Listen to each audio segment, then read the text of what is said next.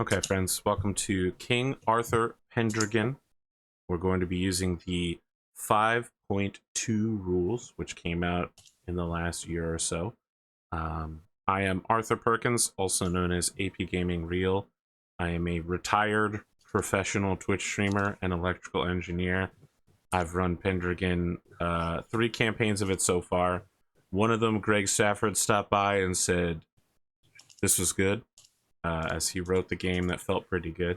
So I have high hopes. Tonight, I'm going to introduce the only player here who I have to impress, Gleemo. It's been some time since we've collaborated. You're also the only one who has never played Pendragon before. Tell us a little about yourself.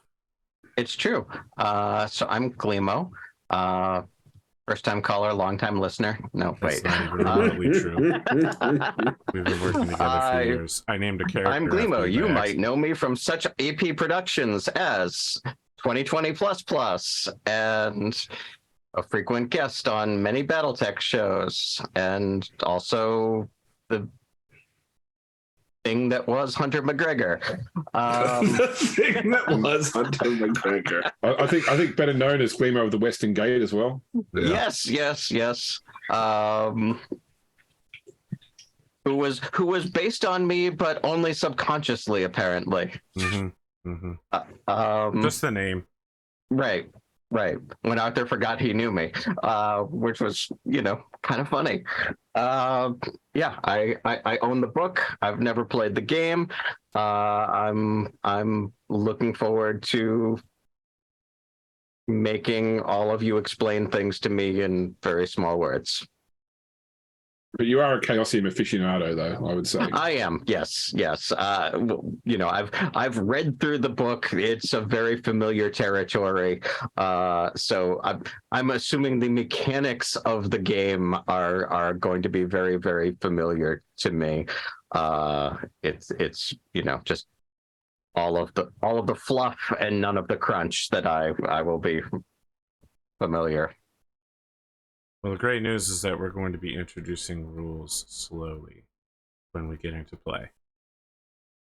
Because there are a lot of rules, and they build off of each other, and they are easier to understand once you have mastered the basics. So it's like my dad trying to teach me Crazy Eights. Got it. I don't know what that is, but let's assume yes. Speaking of dads, let's talk to the dad here, Grimdark James. You are a person who has, as you have cleverly said, never played Pendragon, but you have run it. That's true. Yeah, I have a friend from my role-playing past who always told me stories about a 15-year campaign, 15 real year campaign using the Pendragon rules, but set, so not doing King Arthur Pendragon the story, using the rule set to do an epochal game in ancient Egypt. And that was sort of the first time I'd heard of the concept of a game system that sort of did, one session is 1 year. And so I'd always wanted to check out Pendragon. And I can't remember whether I got Pendragon first or Arthur mooted the idea of Oath of Endosteel first. But I did get the game, and I do have a small group of friends, 3 friends that we play with, and we've had a game going now for probably close to 2 years. I think we've gotten through sort of nearly 40 years, 50 years in game. So we started with the Uther period years, we got the Book of Uther and did the earlier stuff. The early stuff. Yeah. And they're now up to 519, 520. So yeah, good. So 50 years of gameplay so far. So that's but it's janky. It's obvious that our guy being Greg Stafford, did most of the work. I've done other role playing games where clearly one person has been the key driver of everything about the game, and there'll be some things where the writer is clearly trying to educate the reader in their way. But I quite like it. I think, as I said to Arthur in the last Patreon meeting, which if you're not a patron of Arthur's channel, you should definitely seek that out. I think I think almost every single game of Pendragon will be so unique because there are so many different ways to do it, both in terms of the characters, the GM style. Like I've obviously seen Arthur's take on Oath of Endosteel, so I've got some expectations or some preconceptions about what to expect. But I think that it'll be like Arthur's game will be very different to my game, will be very different to the games I've watched on YouTube, for example. And I think that's probably one of the good things about this style of gameplay. If we meet Sir Sebastian Bassett, I'm going to stab him immediately. I think that's incredibly unlikely. It is interesting you bring up Harold Jameson Jives will. But that's the thing. James Jives has been appearing in my shows since Pathfinder.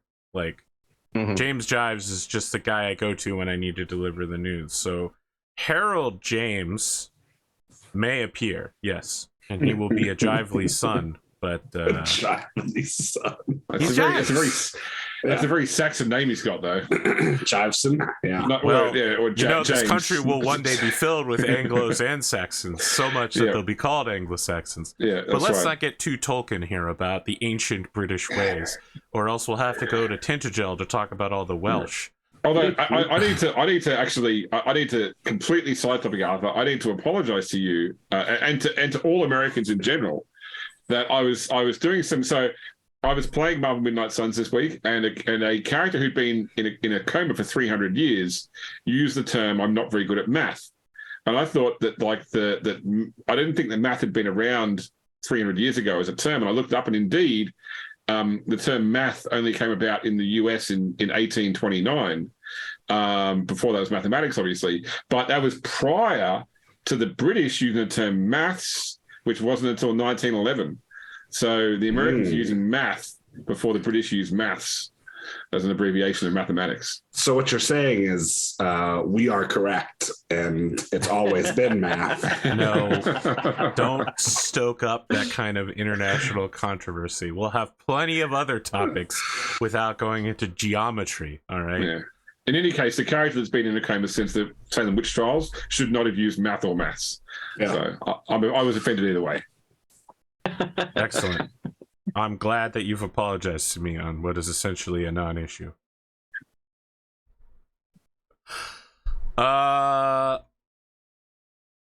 Speaking of someone who is American, let's talk to the final American of our group. I think you're going to call him. I think you're going to say it's a non-issue.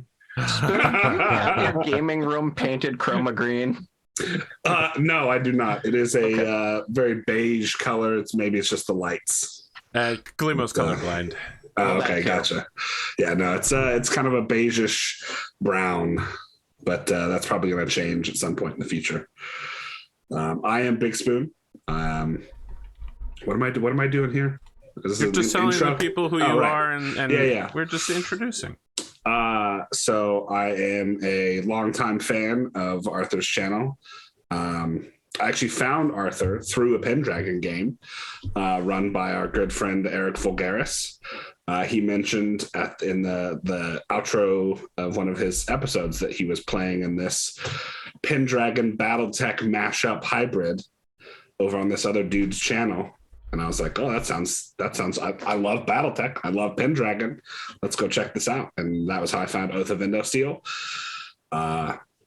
which is an excellent show. And then became a member of Arthur's community, and worked my way into some shows, and here we are. I've been on, Rogue Trader, Solaris Knights are my two big ones. And then Rogue Trader died so that this show could live. That's right. Yeah, don't mention it. Clemo still gets upset. I mean, it took its time. It took its time. Did it ever? Circled that drain. I mean, that was mostly the fault of the PCs and their, distracted. I wanted the best ending. Okay, what can I say? We had to get the 100% ending with all the NPCs. Finish up all their side quests and get all the achievements and trophies. Or you can tell I do speedrun any percent. So, but yeah, I'm glad to be here, and I have run a Pendragon game before for my home game as well, but I've never played in Pendragon. So looking forward to it. Okay, So AP is the only one who's run and played this game. that is correct. Although I've only played it twice, as I guested as Duke or Low on Bonway's channel. So Bonway also run it. You know, we got a lot of friends who play Pendragon as well. That's still infinite percent more than the rest of us. Wow, Yeah. incredible. Well, what can I say? I'm that good at this particular game. So let's talk about talking about things. You might think we jump into here and make characters, but this is a session 0. We also need to talk about topics. So I have a list of some topics of contention that come up commonly. I'm sure the others who have already played and or run may have their own, but I feel like we need to front end this with both ourselves, each other, and the audience, that these things are set to show up, and whether we want to skirt around these issues, whether we want to lampshade them, whether we want to remove them completely, or dive right in on showcasing them and discussing them, either for the purpose of historical accuracy or because the rules encourage it or because we feel it's appropriate to the story. So, number 1, serfs. You will be playing knights. A typical knight is supported by about 40 people. Those people, technically not slaves in that they do have a limited form of rights at this point in time. They're not secured by any document or constitution. That sort of thing in this area has generally not been invented. But there is a understanding that serfs have some limited recourse that makes them not technically slaves, but still nowadays we would consider them greatly abused workers. Your lifestyle is supported by the labor of others. And now it's not like you go out there and like hold a whip over them or force them to work 16 hours a day, but they can't go anyplace else. They don't get to choose what their trade is. I think technically you can force them to get married to other people. They have to. I believe. I'm. They have to get your permission to travel. That's the big one. Is you have to get your lord's permission to marry. I believe is what in Pendragon. Not a historian, by the way. So yes. don't. Or at least at the very least, a very amateurish historian. And I mean, there's also the concept of the noblesse oblige, where nobles are like the view at the time was that the service that the serfs received for their service was that their lord protected them from enemies and ensure they had what they needed as such. So I understand under today's circumstances it is indentured labor. Under those circumstances it was a reciprocity. Yes. So is anyone uncomfortable with anything that's just been said? Is this a topic we want to include, disclude, talk about, not talk about? No, is there a limited form of it we want to see? I think if we do go into the mana mechanics eventually, everybody starts off with a score called Hate Landlord. The assumption being that the serfs don't like their lord, and there are benefits in the game of bringing your serfs around and treating them well, so that you will get benefits on your harvest rolls. So I don't think that we're the sort of people that are going to start saying, you're talking a lot of shit for someone who made their house out of flammable material. I think that if we're playing knights in the Arthurian sense, I don't think any of us are going to bring mistreatment of servants into our gameplay style, knowing the players as well as the sort of characters we'll be building. Yeah, I agree. I was looking up to the bookcase that you can't see from my camera, and unfortunately, it's all of my engineering textbooks up here, and none of my history textbooks up here. I was gonna grab for my Geoffrey of Monmouth, but I'm good. Okay.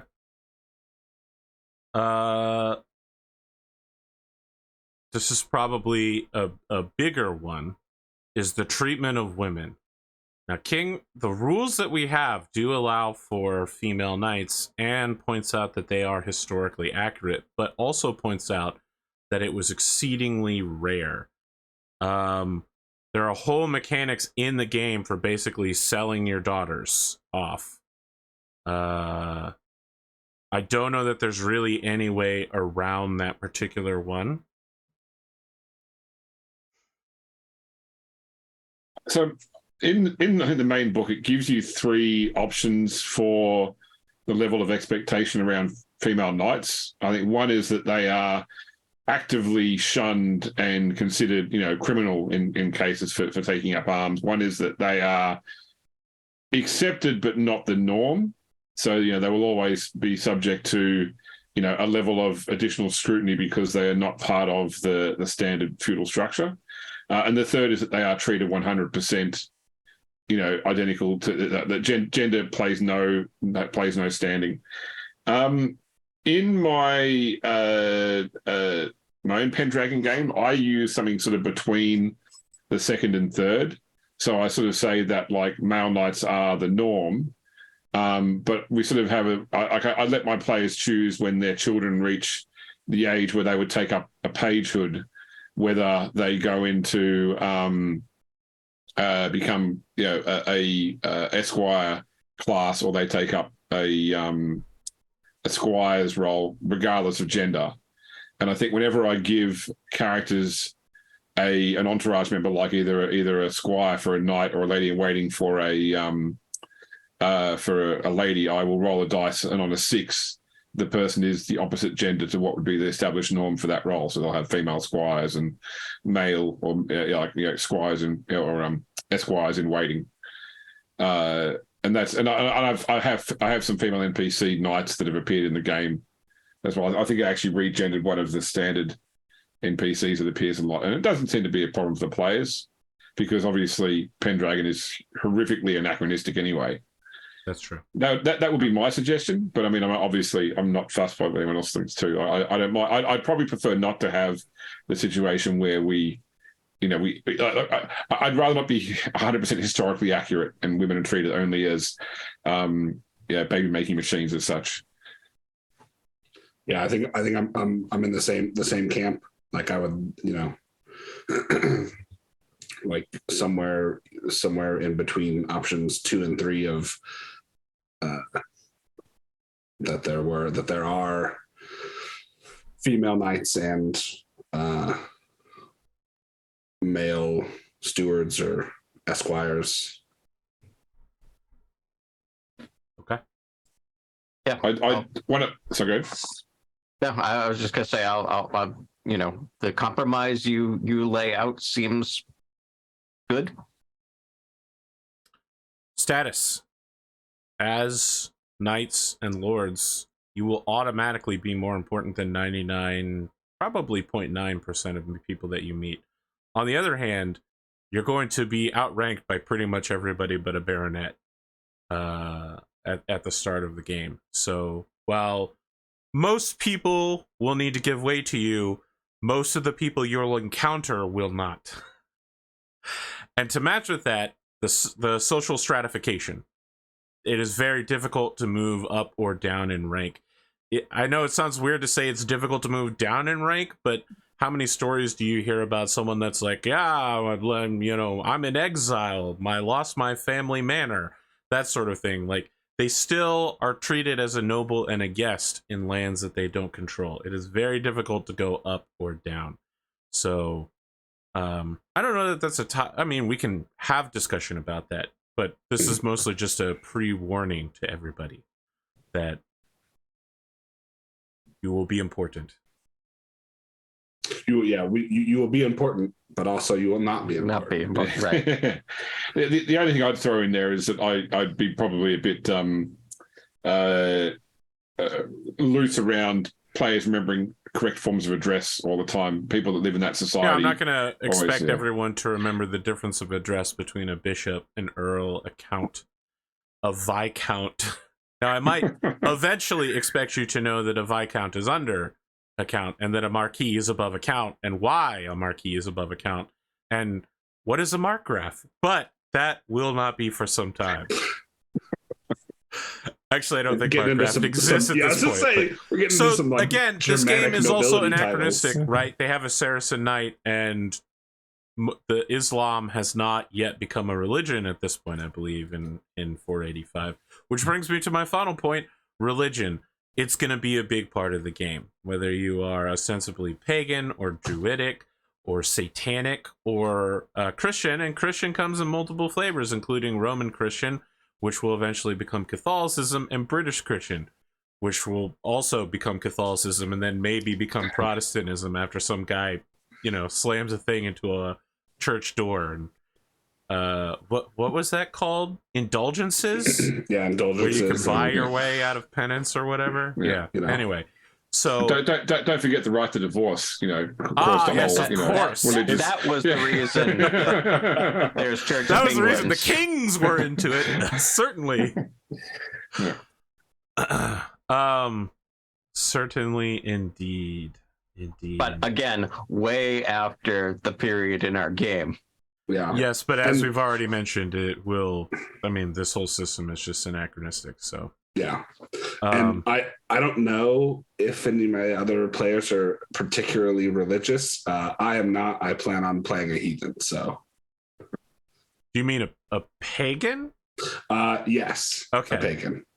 Playing a heathen is Wow. Sure. Yeah. I mean, So there heathen is means- actually a heathen religion in the book, like, so not in the main book, but in Knights and Ladies, you've got British pagan and you've got heathenism as two separate religions. That's true. I should clarify that. I plan on playing a pagan. okay. All right, we managed to subvert that. At least with my first character. There are small There's technical subsequent- differences between that. Yeah. Subsequent generations may decide to convert. We'll see. We'll see. That covers most of my issues that will be contentious. Let's talk about what we want to see out of the world. We are going to play a game of Pendragon. We will be knights. For me, you may know that as someone who also has the name Arthur, I consider myself something of an amateur Arthurian scholar. The Tales of Arthur's Knights, let's be really frank here, because people get upset when I say this shit, but the Tales of King Arthur Pendragon are super anime before anime existed. One of his knights is a werewolf. One of his best servant knights, like his right hand, Bedivere, was also a sorcerer. His nephew could grow 3 times in size into a giant, or maybe that was the one that could grow 3 times its strength because he was blessed with the numeral of the saint by a blessed saint. So whenever it was noon, he would grow 3 times in size and strength and be basically undefeatable when the sun was directly overhead. He's like the dude from the 7 Deadly Sins. Yes, I mean it was taken directly from his story, obviously. I mean, and there are definitely happened. tsundere characters in Arthurian legend. Guinevere is the original tsundere. Dude, listen, don't even get me started. She's the hot and cold who sent. And second off, let's be clear here. King Arthur Pendragon, the Pendragon stories are like the Odyssey. They're like some of the old Greek myths where you had like Hercules and other heroes, and someone came along much later and was like, you know who's cool? My guy Jason. It's this character I discovered. All right, I'm writing him, and guess what? All of the other heroes like Hercules were on his crew. They were on his boat, so he's better than all of them. All right, that is exactly what happens with Lancelot. The French showed up. Fan fiction. Yes, the French showed up after the Arthurian cycle was completed, and we're like, what if we did this French knight who's like impossibly handsome, and he's like the strongest Incredibly knight. skilled. All of his stories are about how he beats all of the strongest English knights. His son finds the Holy Grail. Yeah, like that. Oh, and he also makes out with Arthur's wife. And I'm like, all right, listen. I grew up with these tales, but now that I see how they were constructed, I hate what the French did to the tales. They ruined everything. That said, I'm not going to deconstruct it because Lancelot is actually really funny in this game. No. So, for me, as an amateur enjoyer of Pendragon, it should be noted that the story of Arthur is a tragedy. And almost every Arthurian novel, especially Mallory, will point out it is a tragedy.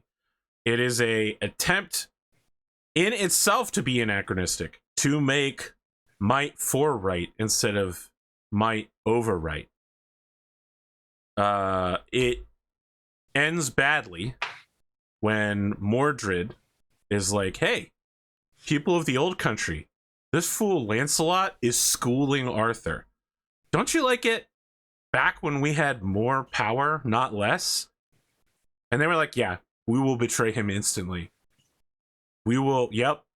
Mordred's like, oh, whoa. You don't need more convincing? You don't need bribes or anything? They're like, yeah, you're good, bro. You're the king now. Surprisingly realistic to real life politics, I guess.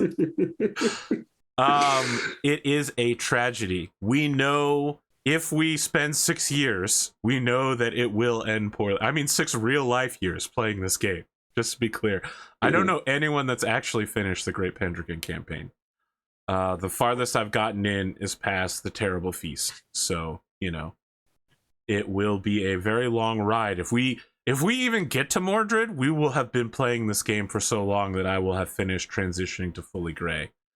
Challenge accepted. We'll see. We'll see. Don't commit your chickens before they hatch. That said, I want it to be known that it is also a tale of heroism and hope and unity and greatness, but it is ultimately, in the end, one of tragedy. I've talked a lot. What about you? I am asking you, my players, what are you looking for out of this game, knowing what I'm looking for out of this game? So way back when dinosaurs roamed the earth and I was still at university, I actually did a gear study about Arthurian legend, how that, came in with the overall hero myth. We talked a lot about Beowulf and other things. We also looked at, the historical record. So, again, amateur Arthurian. Super, super excited. I love the concept of the game. Haven't played. But yeah, like I'm down to take this for as long as we can all stand each other. And I'm very interested in I have not read the campaign because That's good. Since I've never run it or played it, I didn't want to spoil it. So you all will be laughing at me when certain things are going to happen. But yeah, I'm very open to the whole experience.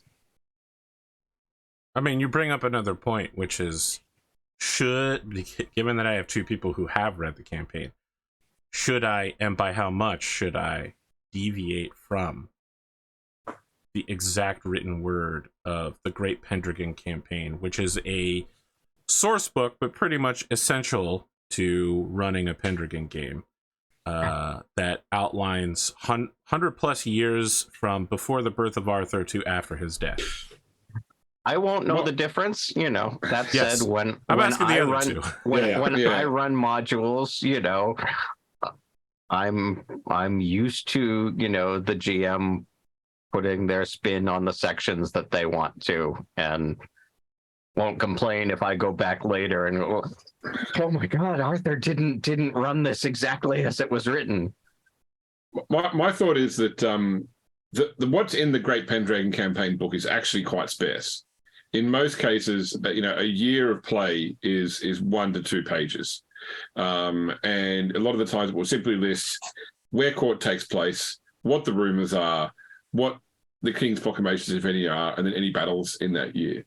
And there are side adventures, yes, but I think that it's fleshed out, majority of it, by the GM and the players. I think that I don't see the need to vary heavily.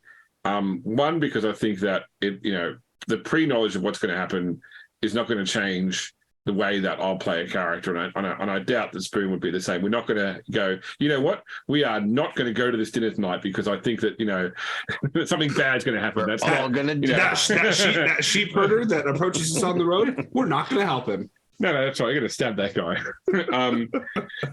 I think that we're going to play our characters with what comes up at the time. I also think that for people that watch this show that are fans of the Great Pendragon campaign, they'll be looking for how AP presents those major events they know of, and then how we as players respond to them.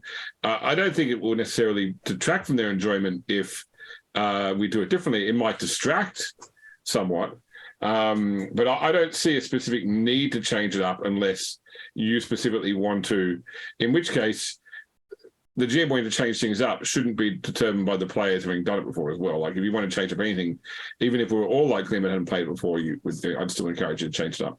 But I'm saying just don't change it up for the sake of it. Okay.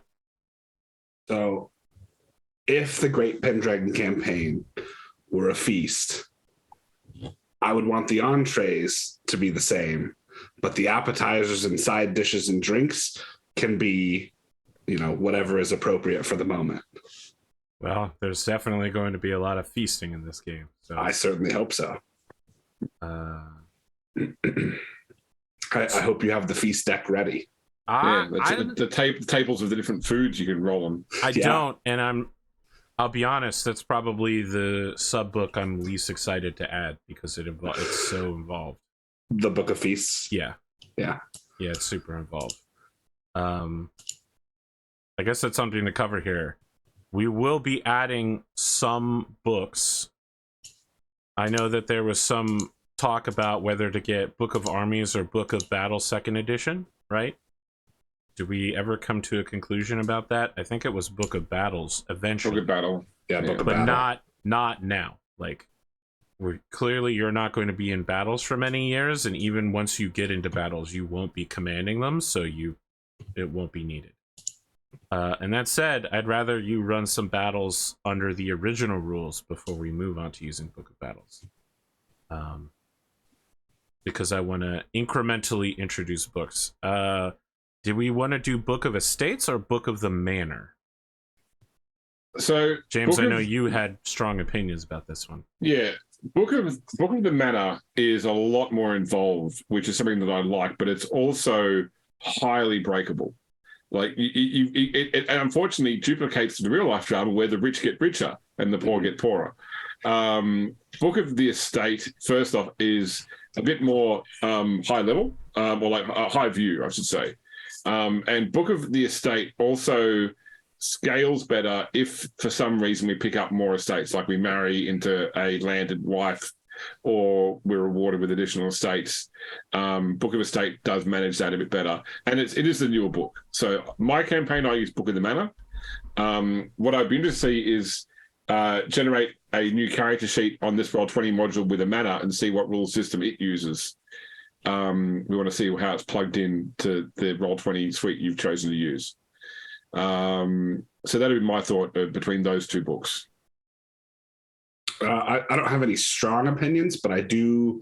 When I ran it, I did prefer using Book of the Estate, and because I am a little bit more on the. I loosened up it being very difficult to move up and down, and that it was still difficult, but it was possible to pick up extra manors and extra lands. And so I used Book of the Estate in that regard. Okay. The only other book that I'm quite keen on, and we don't, and once again this comes in later on, is Book of the Entourage, only because it lets you really define a lot more about like the character's wife, particular service. Now we won't have a lot of these hangers on early on. We'll get them later on, but I like spreadsheets and blue booking and making lots of notes.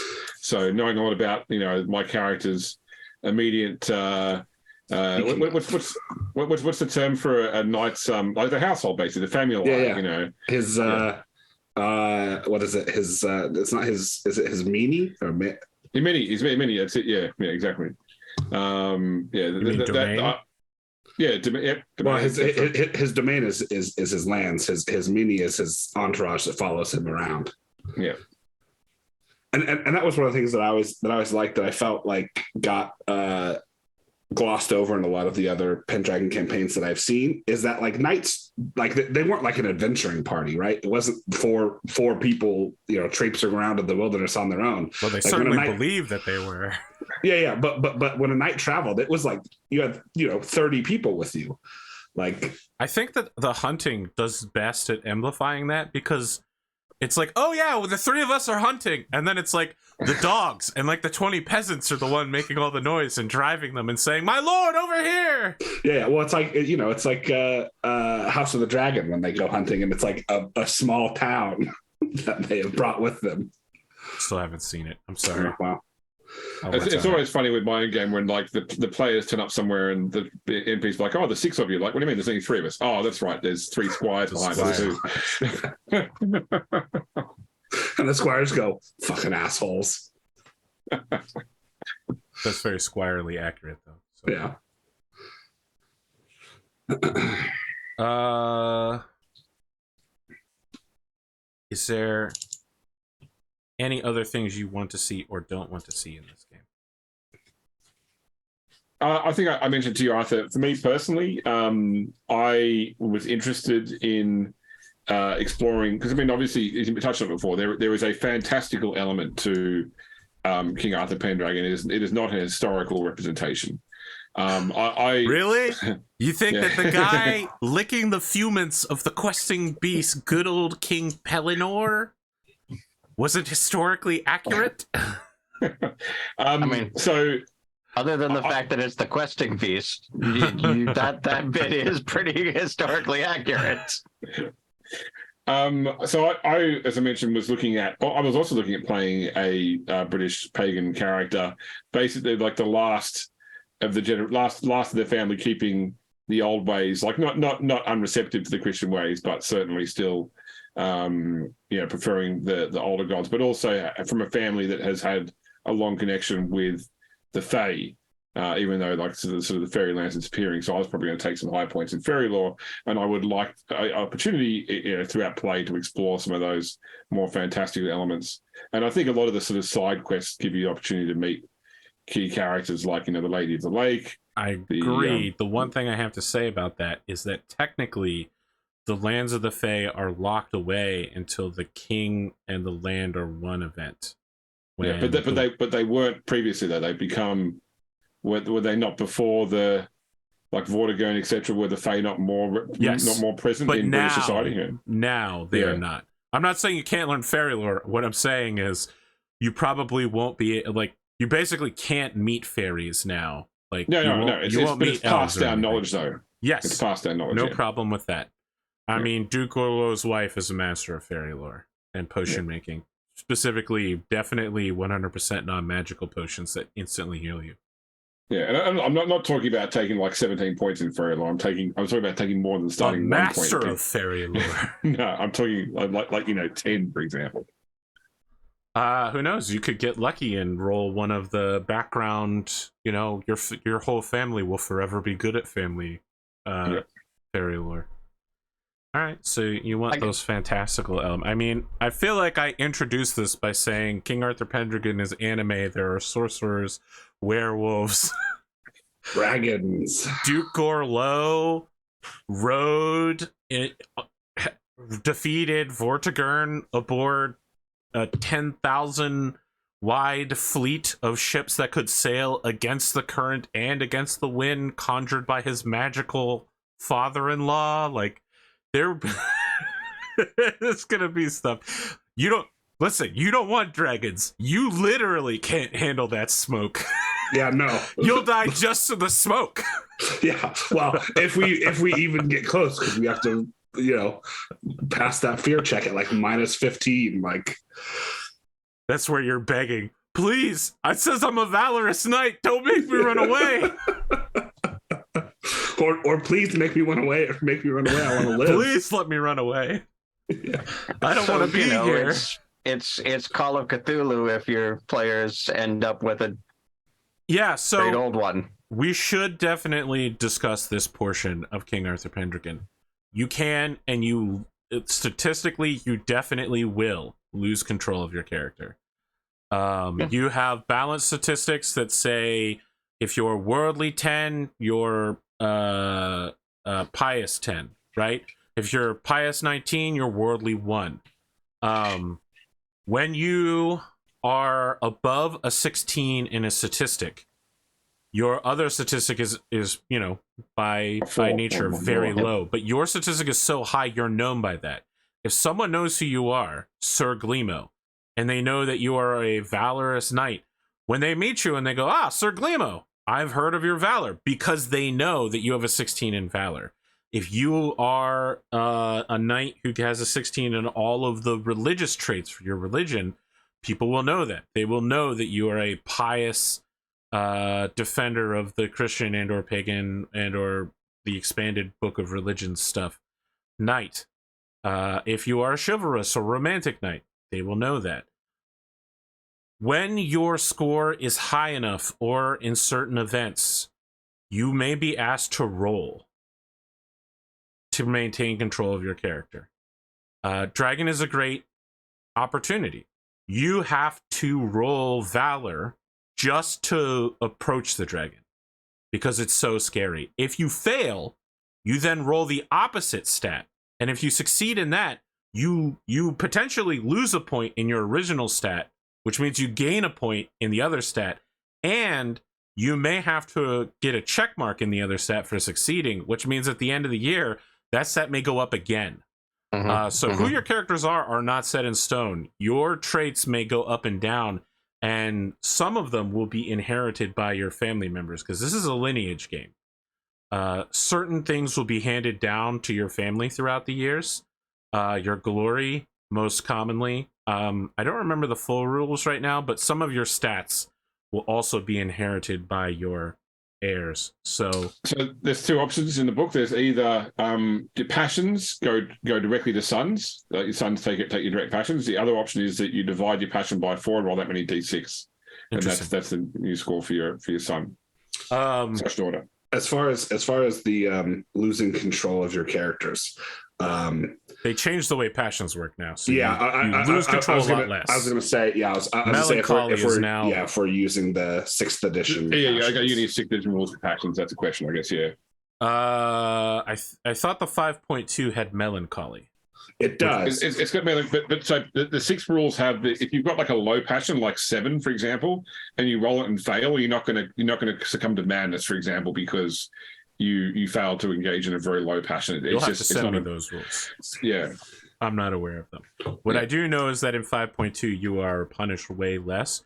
You are much less likely to be in the middle of a feast, rip all of your clothes off, and walk out into the woods and show back up a year later. Yeah, and like the whole time, everyone will be like, "That just happens because he's a knight. This is just the thing that happens. You just strip naked and walk off into the woods." That is one of the things about passions that I it when it's epic and when it works, it's amazing. Yeah. But when you're Sir Gareth and you fail a passion at the beginning of a battle and you run away immediately, it feels kind of bad. Yeah. Brave, Sir Robin. So I do, when players suffer passion failures in battle, I tend to wait until they leave the moment the battle's over. For me, that's when they vanish off to. I mean, they had the penalty in that round of combat. Obviously, the -5 on their rolls for being melancholy. But I make them. Yeah, if they saw madness, they leave after the battle. I'm a longtime Call of Cthulhu player and GM. I am used to this mechanic. It's not going to bother me if you take control of my player. Okay. Or my character. Okay, that's good, because for one thing, I wasn't asking. It's part of the rules. I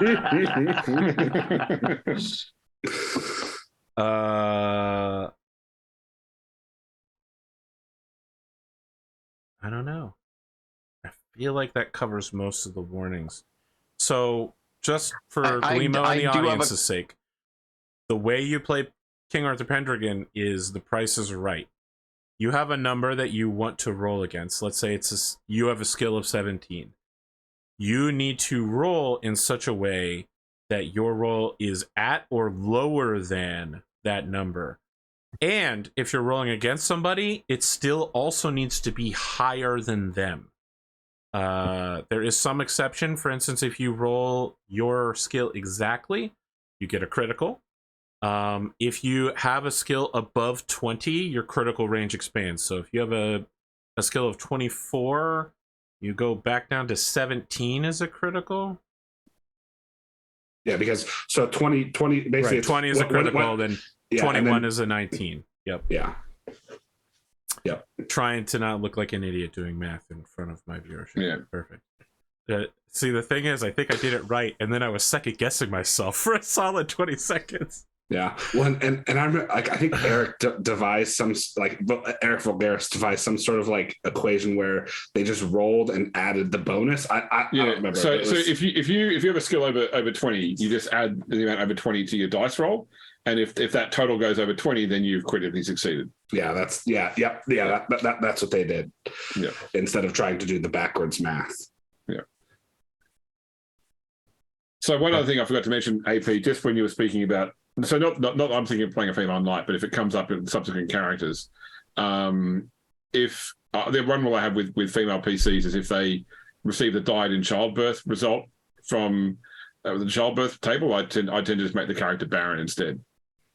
Yeah, I don't know how much we want to stick to that. You may know what's up for the folks at home for reference.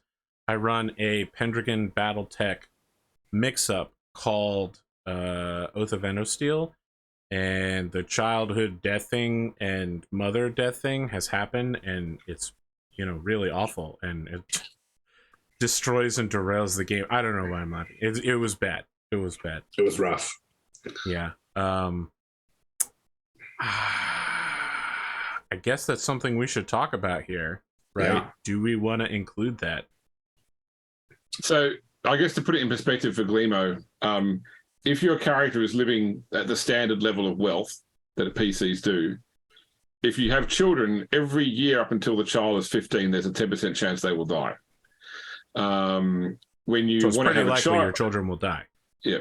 When you want to have a child, there is a 10% chance per time you try to have a child that the wife will die either in childbirth with the child or deliver a healthy child but still die in childbirth.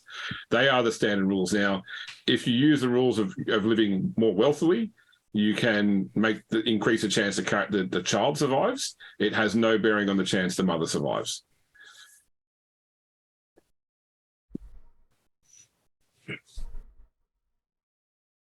Okay. Yeah. I don't know. This is a rough one, and I don't know why I didn't upfront this. I fronted so many things. Yeah. I forgot about this one. This is a rough one. However we want to do this. I will say it feels weird to do the Endosteel compromise in a fantasy game. Yes.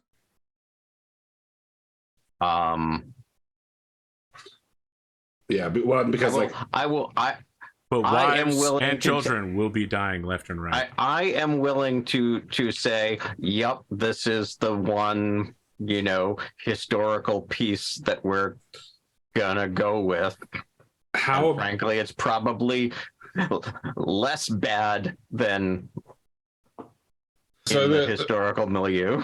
One suggestion I've seen is that you give each character a single family fate point, basically. So once per that character's life, they can choose to, save a wife or a child that would otherwise die.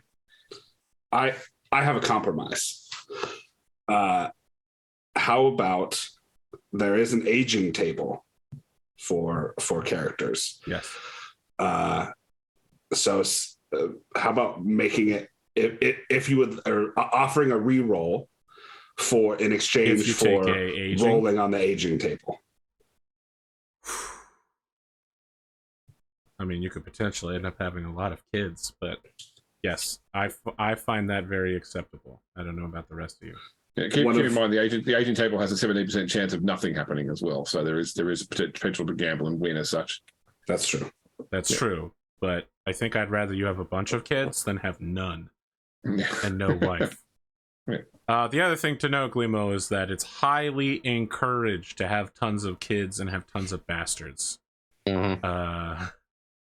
I know you're laughing, but that was the thing I tried to get. So I guess it on Bonway's channel. Yeah, and I tried to, let them know surreptitiously that unless they start having kids immediately, they will have a sore experience in the system. Yeah. Like I had a PC in my game that went 3 years without marrying, and I was like, I pulled the player aside and went, okay, you need to get married. I mean, you don't technically have to get married. Yeah, that's true. But you definitely want to have kids. However you accomplish that is more or less up to you. Okay. I feel like now is the appropriate time to start talking about. So, on the fantastical side, are you taking any of the optional magic rules, or is this a no magic system? You definitely don't want to start being a magician. It being able to use magic gives you a massive loss of your honor. It's basically a death sentence early on until your family is established. You could eventually become a sorcerer. I'm also a huge fan of the trope in the Arthurian myth that, like, magic is extremely costly, and that's why Merlin never does it.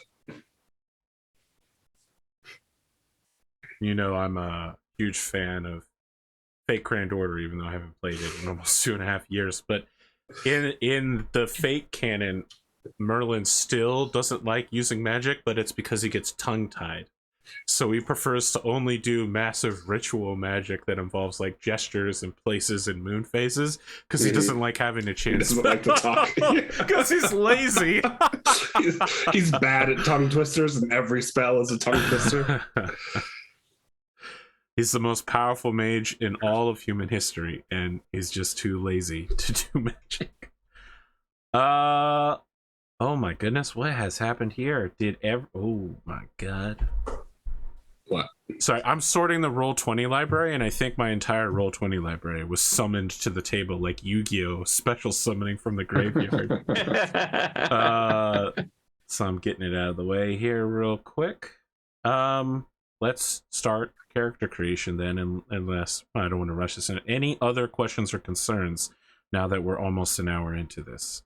We can make characters? I think we've covered everything that I can think of. We can be heroes. You will be heroes. Just for one day. Okay. Big Hero 6. Let's do it. Let's start with the basics.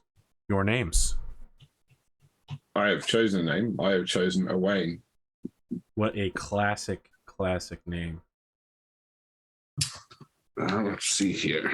There is a table of names in the book if you wanted to. Not a rollable table, but there is a list of suggested Cymric names, which is Celtic basically. So if you're not that, I mean, it sounds like most of you are more familiar than I am with obviously the British at this point in time are based on the Celts rather than the Anglo-Saxons. Yes. So it is. These are the people that Tolkien was writing about when he said Ah, if only the old British culture was still alive. The new British culture sucks, you youngsters. Where is such? Don't worry, we're James, going to be you- calling you the went- Scottish Picts. You went with what was your name again? Owain, Owain, the precursor to Owen, obviously. Gotcha. Yeah. It is on page 33 of the 5.2 book, Limo. Bottom right-hand corner. Yes. And because it's Celtic, which is a precursor to Welsh, it has a lot of silent letters or letters that don't necessarily like type it into Google and get Google to pronounce it for you, because some of them sound nothing like how they look. So I'm going to do Howard, which is Herod. So do you want to be known as Howard or Herod? I mean, it's spelled Herawd, but I believe it is still pronounced Howard. Okay. Howard. Let's see.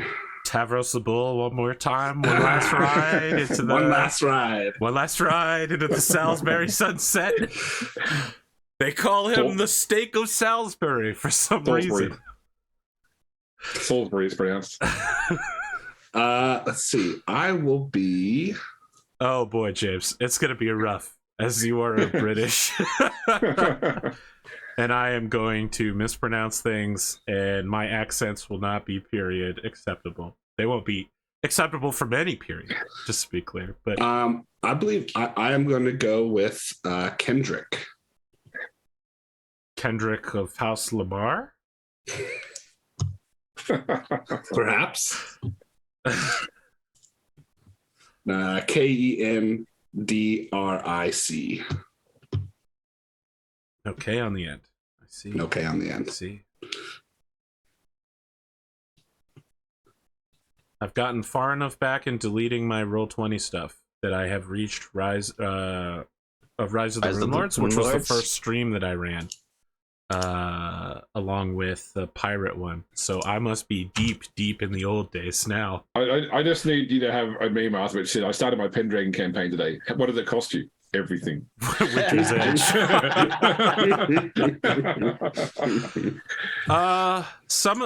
Let's move to the next part. Some of these things are preset. I know there was some question. Did any of you want to not be from Salisbury or not be Kimrick? Or not be Christian or pagan?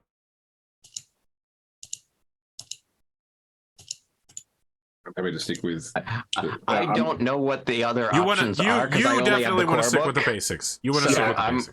I'm happy to say Salisbury, Kimrick, pagan. You're from South Central England, and that's right where you want to be. It's where Stonehenge is. Yeah, I also have like I feel like I was kind of interested in possibly playing a Pict, but Filthy Pict? well, so technically based on the books, they're from They're from Scotland. Well, but specifically the PC Picts are from the like Malahudira area, in Jagant. So they're not true Scotsmen. They don't live above the wall. But You mean Hadrian's Wall? yes. Okay, but if you it's do actually that, a wall at this point in time, not just a I was fence. going to say it's yeah. I mean, But it'll be a fine. magical anti-giant wall at this time. I'm fine with playing as a Kimrick Okay. knight. I feel like it's just easier. Your liege lord is Earl Roderick, who I have. I think if you look in Roll20, maybe he's popped up for you. It should be noted that when Greg Stafford made Earl Roderick's shield and his colors, he literally stole my family's house colors. Blue and gold bars on a field. Yeah, he stole the McGoyle. What do you know? The English shitting on the Irish once again. I'm not going to apologize for that one. I'm still mad. I've been playing this game for almost a decade, and I'm still mad that he stole my family colors. That's right. My background is English Irish, so I've got my mother's side's English, my father's side's Irish. So that must be really tough hating yourself all the time. I wanted to say it earlier when you were talking about the Celtic language, but of course it's revenge on the British. The whole language was designed as a troll for the British. Your next choice is to pick a name for your father. Your fathers will essentially have all known each other. Not a adventuring party, but they were all knights who fought in battle together and traveled together, and thus all of you are sort of bound by that fate. So I have a question at this point, Arthur. Yes. So one of the very last steps in character creation is determining starting glory. Yes. And there are three ways to do it. There is the just rolling random dice. There is going through the Salisbury background table in the main book. Mm-hmm. And there's using the full background in Book of Sires. I've never done that one. That's fine. I mean, like, it's very similar to the one that's in the main book, just a bit more expanded. I don't know if it's worth actually front-ending that, though, because it might inform a bit more about the players to know what the background of their fathers and grandfathers were. Because it will tell us, for example, were they at the same battles. Interesting. I mean, is it basically like Cyberpunk Life Path? Pretty much, but it's I know it's not you. It's your father's life. But it's for your father. Right. Yeah, it's not your life. You make an interesting suggestion, Spoon. What do you think about this? I enjoy the Did you just drop your entire art library onto the canvas? I'm there, doing Arthur? it over and over again. Our library. I like rolling up the histories, and I do think that we can kind of get an idea of what our families were like and what our fathers were like, and that can inform some very important decisions about your character. So you think we should do that first, then? Yes, I agree. The answer to your question, James, is that Roll20 only allows you to delete about 100 megabytes at a time, and I've been doing this for about 30 minutes. And occasionally in the process, like a Yu-Gi-Oh deck, it'll summon everything I'm deleting onto the battlefield. All right, so we need to go ahead in character creation, Gleemo, for quite a distance. I believe it is. So it should family be history and events. Is that where we? Yeah, 57, Chapter 3, Family and Fatherland. Okay. And it starts with Salisbury your grandfather's family history. We're gonna run through that. Okay. Your grandfather was born in 410 AD, the last year that Britain was part of the Roman Empire. Blah blah blah blah blah. So we start on what, page 58 with starting glory, cause of death, etc. Yeah. Well, so we'll start in year 439 is the sample year. The events table. Yeah. Yeah, and we'll just need to roll d20s. Okay, gentlemen, go ahead. Independent study time. Well, I mean, you have to report back, what's happening with your grandfathers, but so my grandfather fought at the Battle of Carlisle. It also might behoove you to write this stuff down in a document somewhere. It will definitely behoove you to write it down, because I will need a copy of each of your family histories when we're done. Opening a new notepad document. So, my grandfather also fought at the Battle of Carleon. Ooh, that's a 6 for glory, baby. All right, I got a 16. So my grandfather also fought at the Battle of Carleon. My grandma gained 60 glory. So he starts at 1,000. So you need to track your grandfather's glory.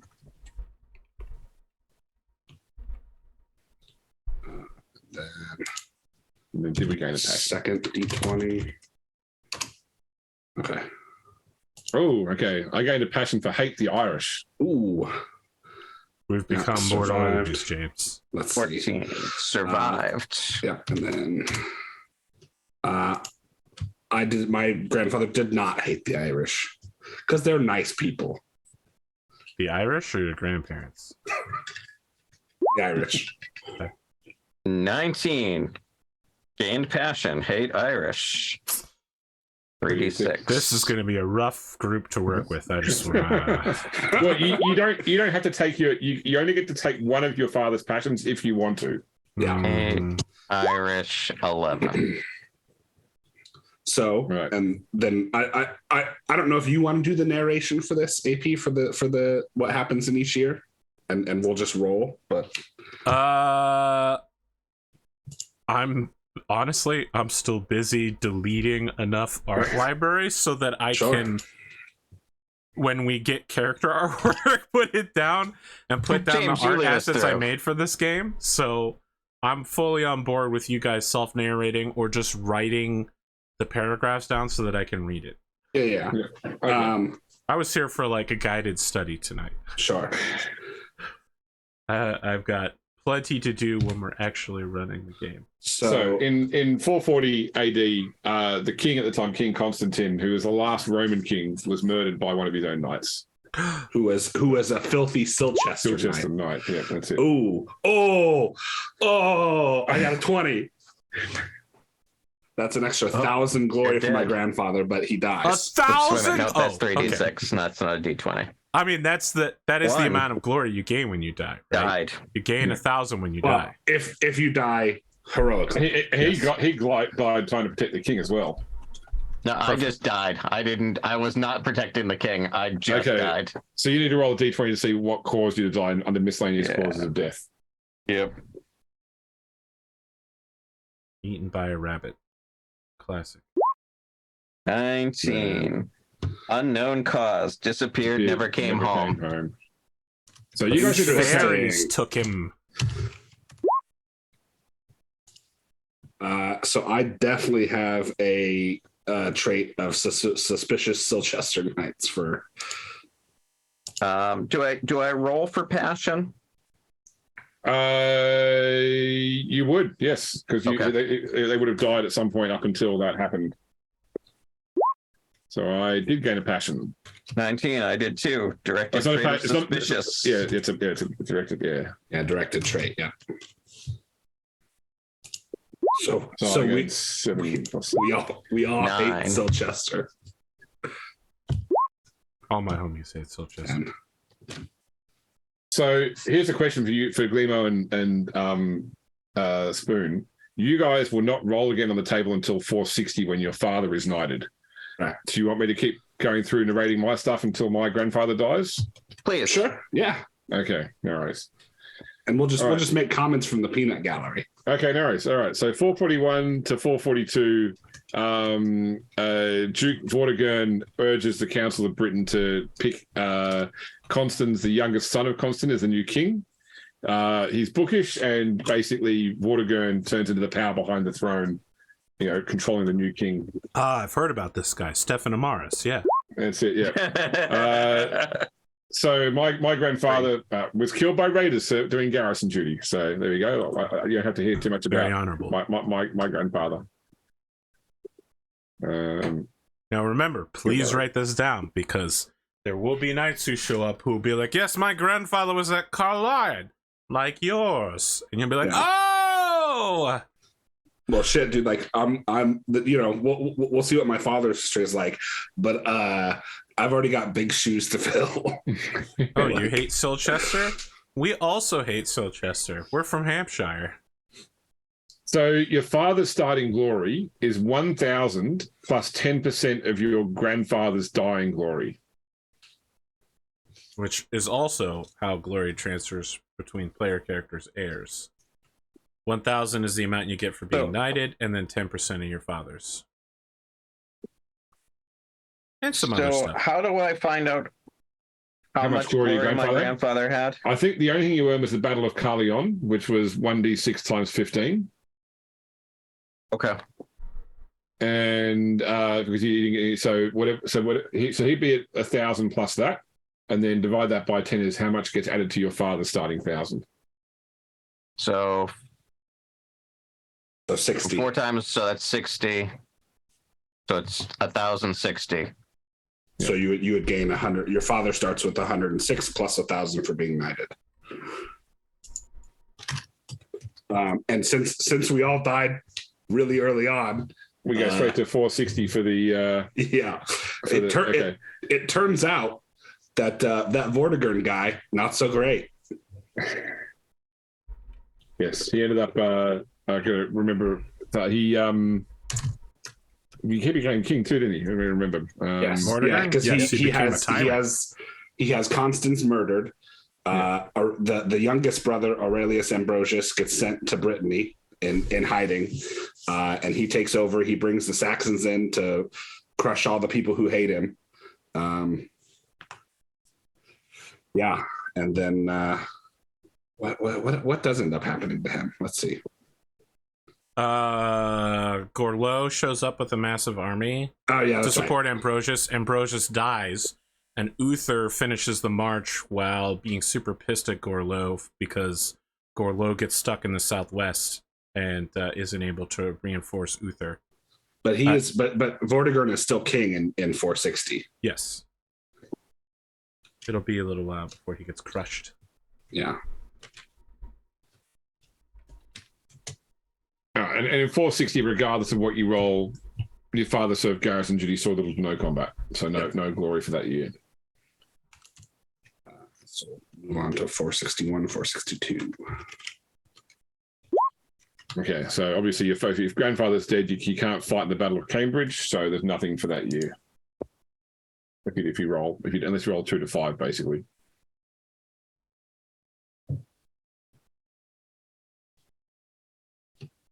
Right. 18. Well, grandfather fought, but he's dead. Yeah, so but he he's didn't dead. actually So- fight. So nothing happened that year. Yeah. Your father was just hanging around, being a knight. Didn't get. Yep. He wasn't experienced enough to get invited to the Battle of Cambridge. So 463. 463. So 463. 463.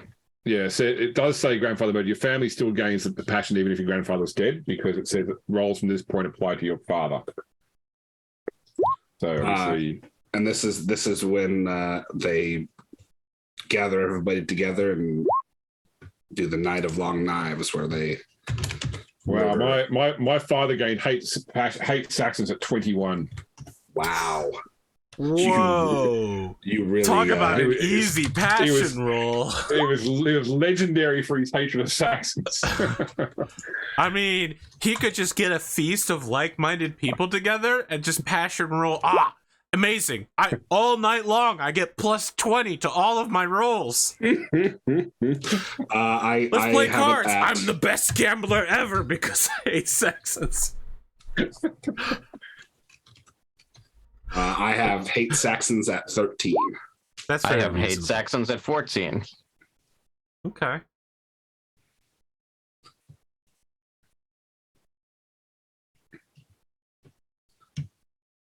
Just to be clear, you guys are writing all this stuff down, right? Yep, Yes. that's right. Yes. All right, I've so finally 464, our fathers married their mothers. And we see how much glory the father got from the marriage. Okay. 12 is 100 glory. And is also 100 glory.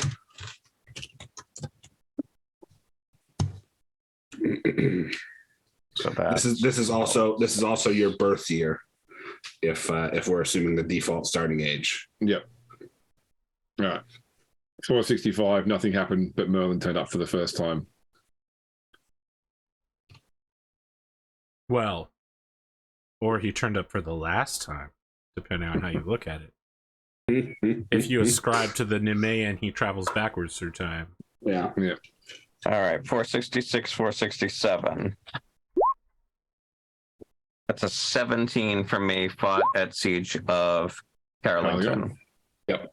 That is a 15 for me, fought as the Siege of Carlisle. Oh, 18 for me. Also fought there.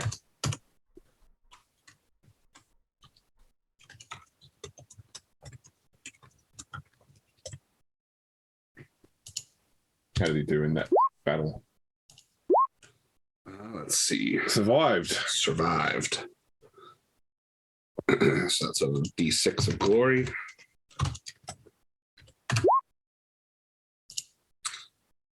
That is Died gloriously in battle. nice.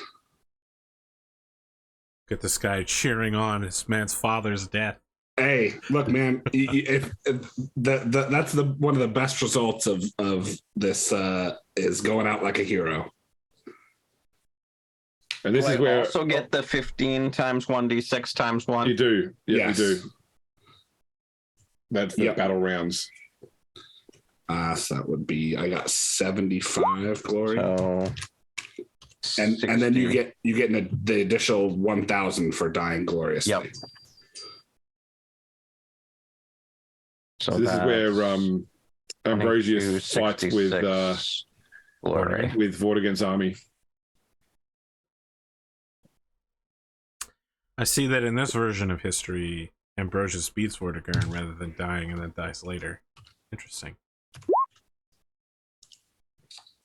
Let's see. In 468, my father fights in the Battle of Snowdon.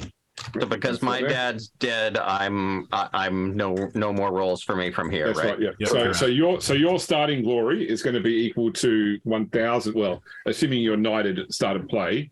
Yeah, you'll don't get include the 1,000 yet. Okay, so your starting glory is 10% of your father's glory at death. Okay, so Because we that'll have be Glimo, I want to do 227. the Squire's Tale. Yeah. My father survives the Battle of Snowdon. So Glimo, just hop back to page 34 and we'll pick up in a little bit.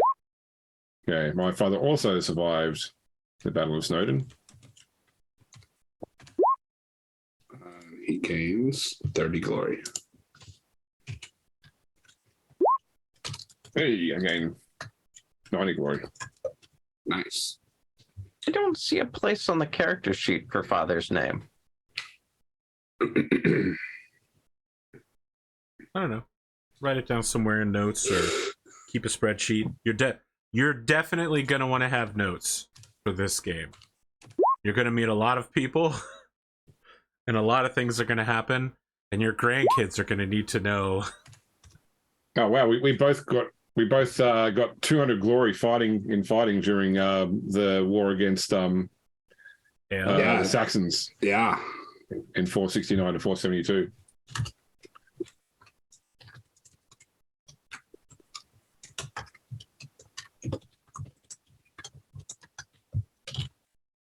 Okay, 473. Serve garrison duty. Really exciting stuff. Let's see. So 473 on a 14. You're in the Battle of Windsor. Fought at the Battle of Windsor. Let's see how we did. 9. Died in battle. And gains hate Saxons passion 2d6 plus 2. 36 plus 6, isn't it? Yeah, I believe so. Let's see. Oh yeah, 2d6 plus 6. And that is 30 glory. No. It'd be Yeah, 15. 15 glory. Yeah, that's right. Because It's based on the outcome of the battle, which was indecisive victory. So let's see. Indecisive victory. That's better than what King Pyrrhus could get. Sorry, it's a loss actually because it was a Saxon victory. That's right.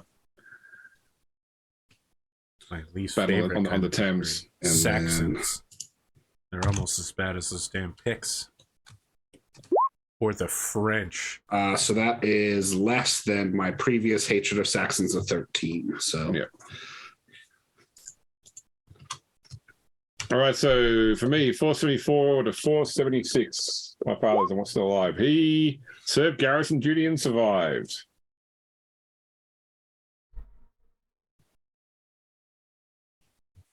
This is the Saxons were basically raiding the lands at this point in time. So this is when King Ella lands and that's the next one. Oh, that's next year. That's Sorry. in 477. Yeah. All right. How do they do against King? Or how did my father do against King Ella? So garrison duty and survived. Exciting life lived. Mm-hmm, mm-hmm. Glima, what year did your father die?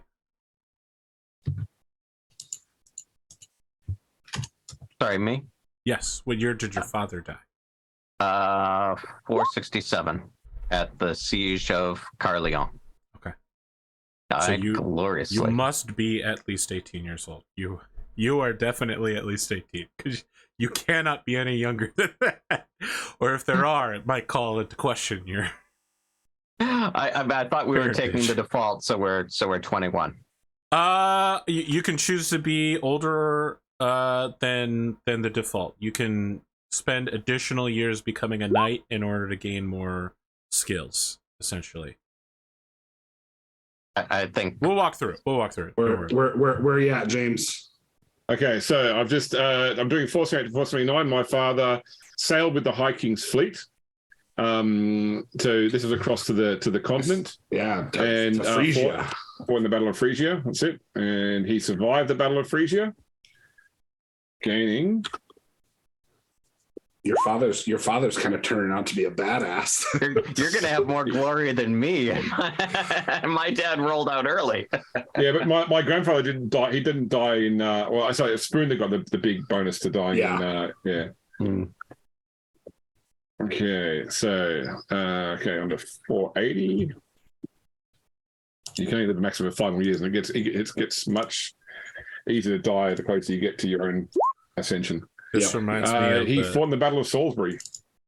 It reminds me of the Brennan Lee Mulligan skit for a game of rock, paper, scissors, where he starts by saying, "Your father was an estimable warrior." Nick survived. He did survive in the Battle of Salisbury. That's a big one because it's 90. It's not 90 times 5, so 450. Because that was a major victory. James is out here aiming to become the first Baron. So for the funeral of High King Aurelius Ambrosius. For the folks at home, the highest glory is essentially the de facto leader of whatever group you're in. So, while you're at feast, it doesn't matter as much because almost everyone's going to have more glory than you. But when the three of you are together, the highest glory person is the party leader. Okay, there's no more gaining. Let's if I make it to the Battle of Ibericum, I could possibly get the 1,000 bonus glory, but I don't think I will. Mm-hmm. So, all right, so you can theoretically make it to Damien as well. Okay, so survive garrison duty, so little to no combat in 41 to 43. Keep gambling, James. Don't stop. Yeah. This is what we call an ideal history here. He's the one who suggested we do this as well. Okay. I mean, I did back him up. For the Battle of Ibericum. Yep. Oh yeah, that's right. Because you roll to see if you fight there first, and then we got to see if you survive. Yeah. How did we do there? You got what, a 5% chance? Or no? He escaped and survived. Unbelievable. You get Amazing. Saxons. Yeah. I've already got 21. I can't. I don't think he can. Yeah, he really hates Saxons. You can go higher than 21. All right, now. It doesn't add on to it though. But I can't get high with a 1d6 plus 6 though. Okay. That's what I was saying. Yeah. So he gets another 60 glory. Now, can he pull off the landing and roll a 1? Yeah. All right, here we go. Final year. No, he died in the battle. Died at the Battle of Mount Damien. So what does that leave your starting glory? I'm just working this out. Sorry. 10% of your 1d6 times 2 times 1.5 times 30. Okay, so you'll get. This is stupid. Okay, roll 30 plus 1d6. So times 1d6. It's a 30 times 1d6 times 2 times 1.5. Yeah, 540. There we go. It's a good starting glory. Wow. Almost. Well, no, that's just the glory for Mount Damien. Oh. Yeah, that's just the glory for Mount Damien. Because it was ended with 2699. Okay, you're pulling in short of 300. That's a good start. So +2. So what did you end up with, Spoon? I ended up with 1,629 for my father. Okay, no worries. 2266. Wow. That 1,000 early on really helped you out. Yeah. Well, yeah, and so because my 1,000 is a generation removed, so I Right. only get 10% of that. Yeah. Your 1,000 was your direct father. All right. Right.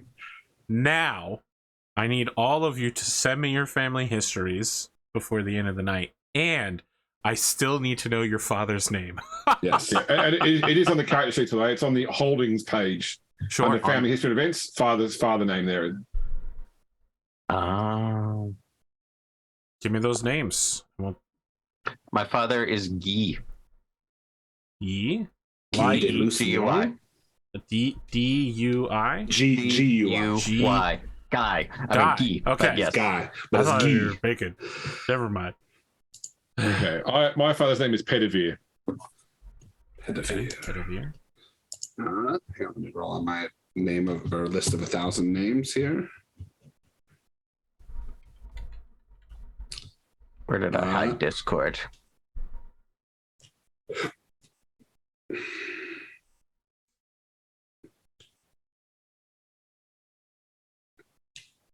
Your father's name was Eric of Vulgaris.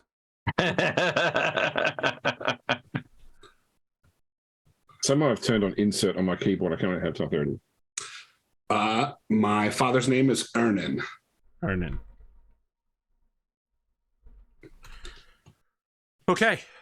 Do any of you have titles? On page 34, it has some suggestions like the strong, your place of origin, like of Salisbury or the bold, or Well, that'll come up when we do because you get to Traversable. choose a famous trait when you do your traits. So I just normally, didn't know if anyone wanted to be like the black. You know, those are strong The or bold. the black or very typical. We've got your liege lord. You're the eldest son. You are a squire. I think based on glory numbers, it's James Glemo Spoon for Yes. highest to lowest. So Yes. James, I'd like you to roll a d20 first to see which manor you get, okay, and it's going to be Berwick St. James, obviously. 13. Nope, it is instead Shrewton. Glemo, a d20 if you please. If you get a 13, reroll.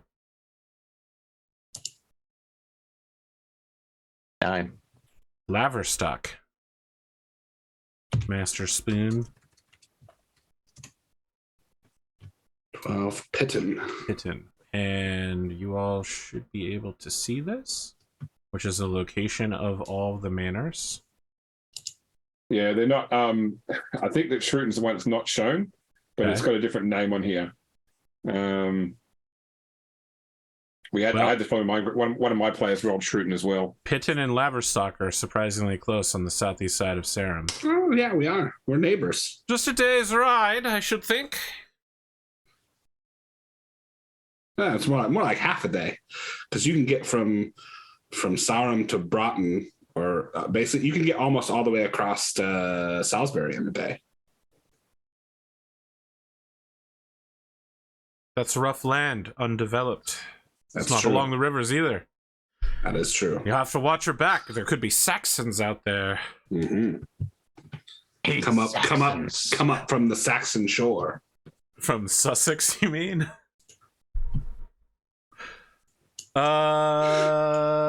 Let's see here.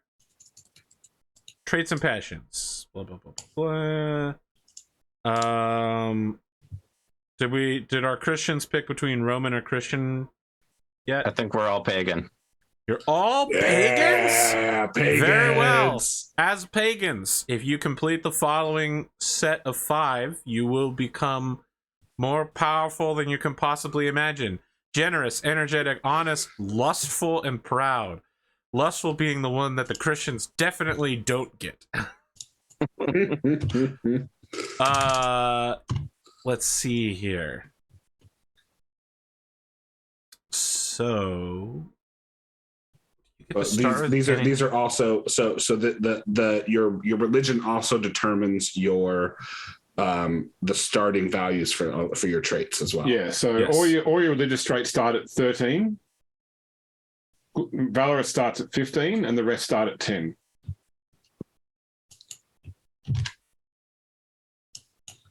And then you get to pick one trait to be famous in that gets a 16. Yeah, which you don't have to if you don't want to, but you can. I mean, it'd be crazy not to, but Yeah, I'm taking merciful as my famous trait. So I am away. Sorry, all traits. all traits are 10. All other traits than All than other what traits is- that aren't yeah. valor or religious. And religious is the pagan ones. Yes. Yes. You get 13s. Yeah. Spoon, what are you known for, if you're known for anything? Oh boy.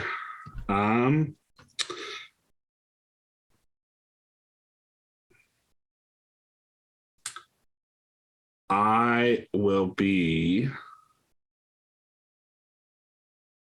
known as a just knight.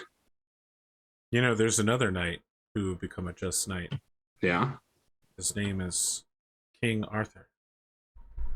He justed so hard that people were like, this justice is too much. Let's go back to the injustice.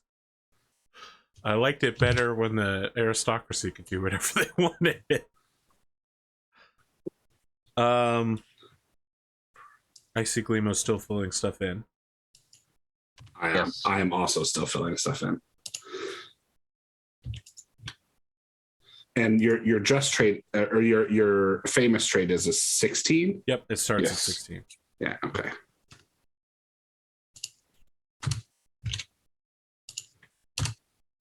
You could be the weird knight that takes cowardly at 16. That would be very, very rough to play. Okay, so I'm going to roll for my own hate Saxons, but I could always replace it with my father's if I wanted to. Wow. Hate Saxon at 9. Do I want to be ridiculously hating of Saxons, or do I want to be meh about them? I think I'm going to have to go with the silly level of hating Saxons. Mm-hmm. Silly level of Saxon hate. Okay. Yeah, this means I can't hate the Irish as well, because I can only take one trait from my father. I can't hate the Irish as well. I'm going to take suspicious at 16. Well, Oh. that's a directed trait. That's a Yeah, you directed don't do trait, that. yeah. That's insane. okay. It's one of the Oh, sorry, ones that you've just... no, he's right. No, so suspicious is a normal personality trait. Sorry. Oh, is it? Yeah, he's talking about suspicious of Silchester, Oh, which is a gotcha. directed modifier. Yeah, he's choosing Yeah. to You're take. taking suspicious instead of trusting. Yes. Okay. Interesting. Yep. Go ahead. Yeah, nice. I like it. He's known for being suspicious. I feel like we're going The to be intrigue knight was born. slightly foils of each other, Gleemo.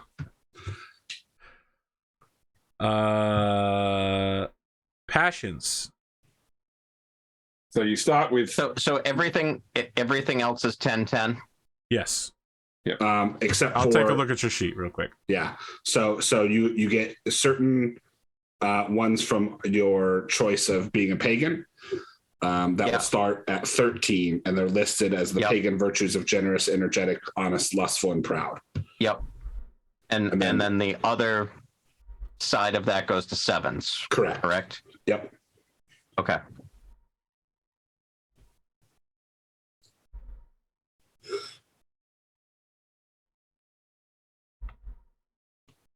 I was trying to help you fill some in here. I appreciate that. 2, 3, 4. Are you missing one of your 5? Generous, energetic, honest. Why do you have valorous filled in at Valorous is 15 because you're a knight. Oh, okay. It's the first one you set, technically. Lustful and proud. Okay. Yep. Okay, this looks correct. Okay, let's talk about passions. You start with a passion for loyalty lord at 15. A love of family at 15. hospitality 15, and honor 15. So the 4 that are already there are all go to 15. You can roll 3d6 for hate Saxons, or inherit your father's hatred of Saxons if you have that. Spoon, are you... I am choosing to inherit my father's hate of Saxons at 13. Okay, that's a very average hate of Saxons. Yeah, I am I mean, also choosing to inherit at 14. Okay. I'll let them earn that hatred. This gets a bit complicated. Attributes, Glimo. We'll try to steer you correctly here. So it might seem like appearance has no particular value. Do not dump stat anything, because as you age, a random statistic will begin to low, and I think it's once you go below 3, your character just dies. That's how death you're works. bedridden at 3, and then at 0, you're dead.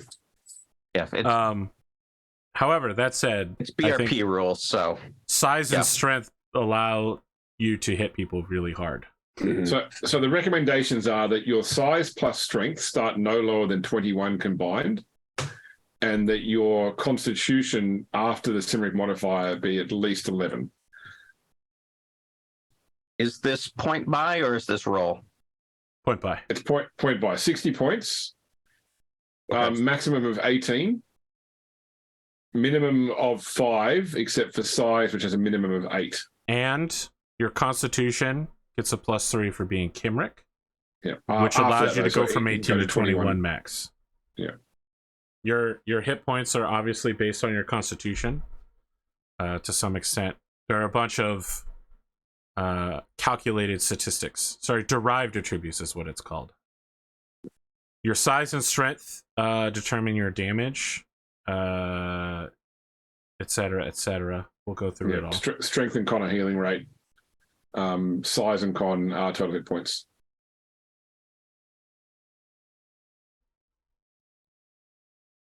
And you said con, I get a +3? Yeah. Yes, for being Cymric. You're part of the hardy British. So it's worth noting with size that any damage you take above your size has a chance to knock you down. And if you take twice your size, you definitely get knocked down.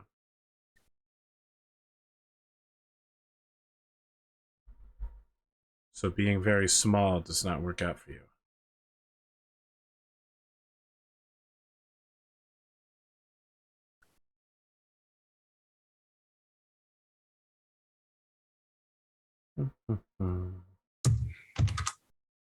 So for the folks at home, you may note that out of all the stats, none of them involve the words like wisdom or intelligence. Such things are not stats. The players will make their own decisions. They may roll skills to see if they know something, but it's not a attribute attached to them. If they want to make a decision, if they know something, I'm not going to stop them. James knowing how to correctly pronounce the names of towns in Western Britain, I'm not going to make him roll for that. He will get through 3 R's in a row, followed by a BPH.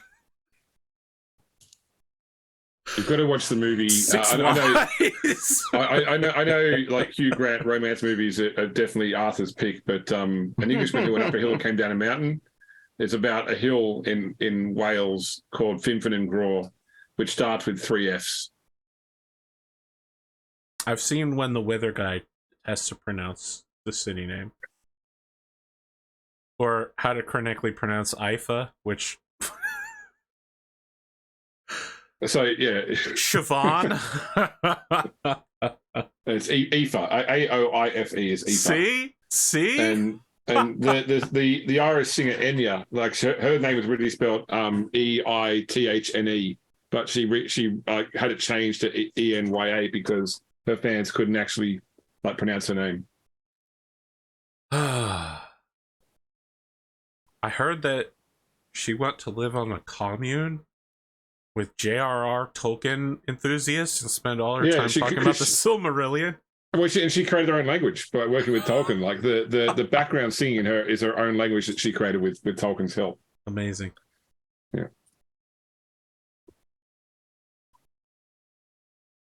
And then also, as Kemric characters, we get a +3 to our Constitution once we're finished. Yeah. So.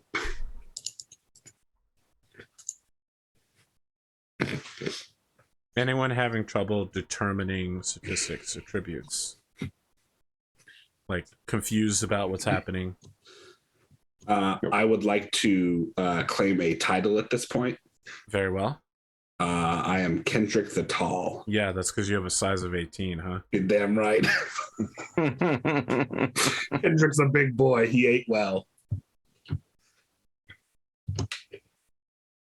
Now, before I open James's sheet, I need to preface the audience by saying I know that James is a filthy min-maxer who immediately attempts to break any system he looks at.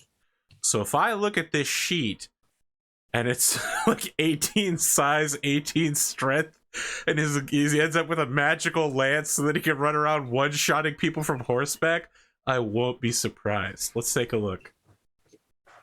Surprisingly, he's actually the most handsome of the group. Yeah.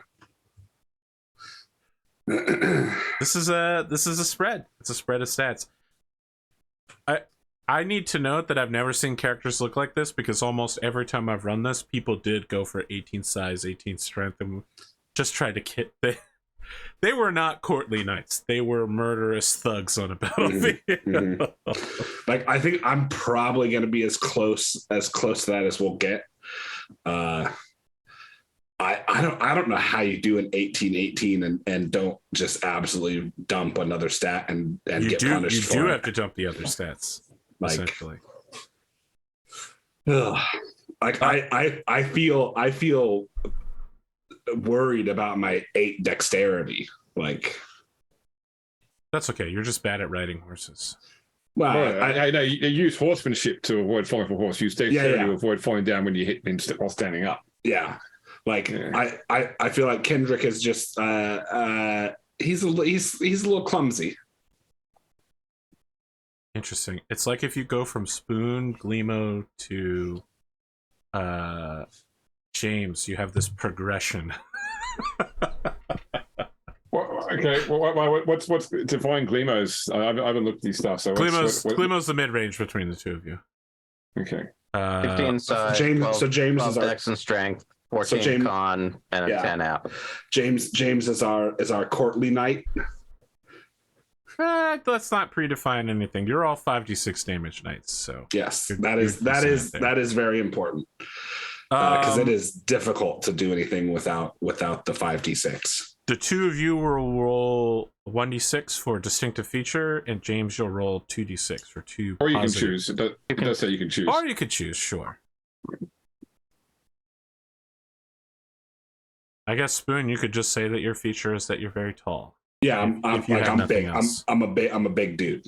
Like, and that was what I was going to choose for my feature as well. Is like, I am extraordinarily large. You know, what is how does the song go? Yeah, like the way you look. Roughly, no, I'm roughly the size of a barge. He's French, though. Yeah, that's true. Do you eat 5 dozen eggs every morning? No, I got 60 eggs. I think. I mean, I feel like I could eat 60 deviled eggs, but that's technically only 30 eggs, and that would be like if I was at a fancy party and I didn't have anything to do the next day. No, and no one to talk. Like, you know, you got brought along as like as a +1 to a fancy party where you don't know anyone, so you just stand over by the refreshment table just eating deviled eggs. Covering up eggs. Okay, Cool Hand Luke. Yeah, I was gonna say, by the end of the night, you look like Cool Hand Luke at the end of the egg eating scene, just draining sweat. James, do you know how extra super handsome you want to be? Well, I mean, it's only I'm just above average. Come on. So I will take bright-eyed and high-shouldered. Oh, high-shouldered. I'm jealous because I got those slopes. I'm showing them off right now. I'm just sloping. Glimo, what I'm makes you taking the big distinctive? Gimli beard. The Gimli beard. Very nice. Very well. Now we're gonna fill out skills. You start Is with a this bunch of skills. They will also change point play? later. Okay. But you have beginning skills that all Kimric knights get to start with. Oh, do you get tourney in these? Yeah, you get 2 Interesting. points in tourney by default. Yeah. Yeah. So this is where I was saying that the Book of Knights and Ladies has an alternate starting set, which just because once again heraldry, the only heraldry right now is the kings. Well, Yeah, I mean, heraldry is also like knowing the noble families of Britain no, and that's recognize. that's recognized. Interesting. Yeah. Well, we'll add it. Although tourney will not be used until Yeah. tournaments become a thing. I think so. I think for we've used everything else from this book, so let's just use this stuff from this Yeah. book as well. I think. Yeah.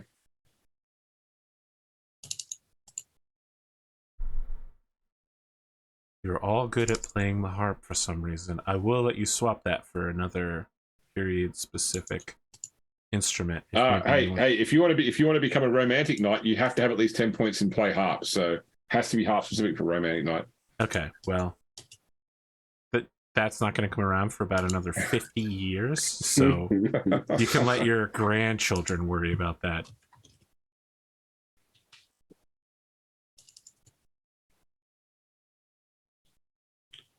Are we doing This the guy read? just talk to me about Read Latin as zero. tsunedares. Okay, gotcha. Yeah, Romantic it's knights are the subject of tsunedares, okay? Yeah, They get reading is harassed. not a knightly skill at this point in time. It's a woman's skill Oh, and a monk skill. and a monk skill. That's true. Yeah, or a lawyer. If you get a lawyer, hopefully they can read. A barrister, you mean? Or a solicitor. Do you know the difference? Nope. Not a bit. No, a solicitor advises you on the law. A barrister actually goes to court, as in they go to the bar. I see. Yeah. I guess that's what you know when your father is a barrister of the British system. Well, he was a solicitor of the British system, but Okay. he was a barrister, like because you can chop and change. But he retired as a solicitor.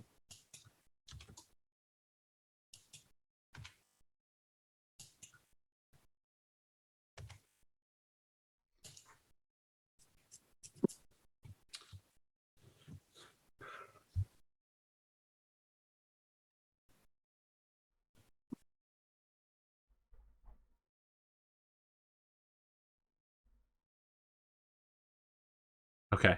Has everyone reached the end of the skills? It kind of looks like you guys have it filled in. I've done the individual beginning choices. values. Now I was reading the thing about skill choices. Okay.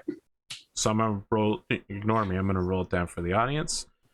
No skill or combat skill can ever be raised above 15. No stat, because you can alter stats by choosing to grow older, can ever exceed your limit, and your size can't increase after you're 21. No trait may be raised above 19, and no passion raised above 20. So there's like hard caps to prevent you from becoming too OP when you start out. No non-knightly skill may be augmented, so you can't start with like chirurgery or sorcery, for instance, at least in this version of the rules. Chirurgery being a form of surgery, I guess, and first aid. Individual skills can be augmented for any of the several steps below. So they're gonna get a choice of knightly skills, non-combat skills, statistics, passions that they can all boost up. Once they've made those choices, they can talk me through it. And then we'll see if anybody wants to grow older. So I am putting 15 into my sword. Just because. It's very reasonable. Sword is the balanced OP weapon. So for the folks at home, each weapon is very specific in what it does. For instance, axe can ignore shield. Shields. Sword's special ability is that It On breaks a ties. tie, they win, and on a 20, they break your weapon. More or less. I mean, it's a little bit more complicated than that, but swords are the OP omni weapon. Spears cancel out the bonus for your opponent being mounted. Yes.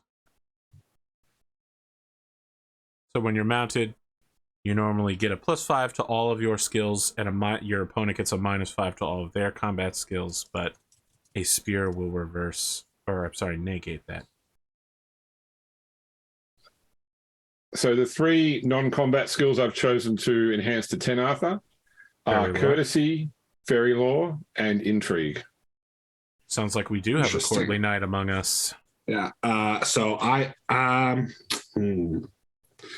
do I want to? Sounds like a man who might spend some otherwise? time with the ladies, I think, with that 13 appearance. Well, the problem is I haven't got romance though, so I'll be Romance. brokering.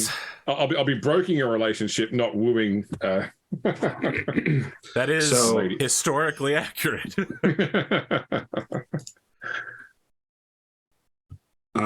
I went with my 3. I also did courtesy, but then I went hunting and singing. Hunting is an excellent one to have. I'm going to explain why to the audience. When you're hunting, it is the only time knights are allowed to use bows, but they also must wear leather jerkins that only provide 1 point of armor, which means that while hunting, you are at the greatest risk of being killed you will ever be at. Because you will engage in deadly combat, and you will not have your full armaments. So being good at hunting will help you avoid accidentally stumbling into a hippogriff and being eaten. I am going to read Latin, Ooh. religion Interesting. pagan, and falconry. Nice. I was very torn between hunting and falconry. So it should be noted, you get a specific bird based on your rank as a knight. There are more majestic birds if you were a baron or a duke or something. I think you get like a gyrfalcon, perhaps. Anyway, that's And not I guess important. since I'm a falconer, I'll take lance. Ho ho. This is a man who better spend some time on horseback. Now with the heightened NE4, it's unique statistics. Okay, so you can't just dump 4 points into a natural. No, Correct, and you also twice. can't be I like, was- my passion will become 20. Well, I guess you can, but Yeah. But, only if your passion was already quite big. So I am also going to take mace at 5. Interesting. I forget what it's ignoring armor, right? Rather than Yes. ignoring shield. So that's 2. And then I am going to raise my awareness by 5 as well. This is a guy who's good with multiple weapons. That's scary. I mean, 5, let's not call 5 good, but we'll get there. I'm going to take boating. Delightful. And then I think I'm going to take swimming. Did I just put into something completely useless? You live near a river, right? I feel like, trust me, you're going to have plenty of useless skills. Yeah. I think that boating is very interesting. Which manor did you get? Were you He Laver? got, he's Laverstock. Laverstock, which Laverstock. is right along the river. Maybe he spent some of his youthful summer days boating up and down Salisbury. I'll take axe at 5. How Saxon of you. 8 Saxons. Oh, and then we get 10 more points. Okay. But you can't go past any of the preset limits. Yeah. 15s. Yeah. And it only goes into skills. Yeah. I'm going to up my mace then Let's see. to. Do I go higher I'll than take- that? One more in spiritual. I got one more. So that's 5. I increase my dex by 1. Put my horsemanship and awareness. Oh, right, horsemanship. Yeah, I'll take That's my important appearance too. by and 1. romance up by 5.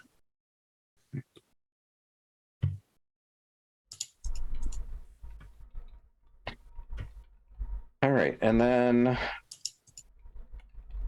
add 10 more points from combat and non-combat. Yeah, any skill, basically. And is it any one skill, or I can divide these up? Divide them up. You Okay. just can't take any skill above 15 this way. Yep. Okay. I'll add 2 to horseman, 2 to battle, and 1 to sword. Oh, battle. Interesting.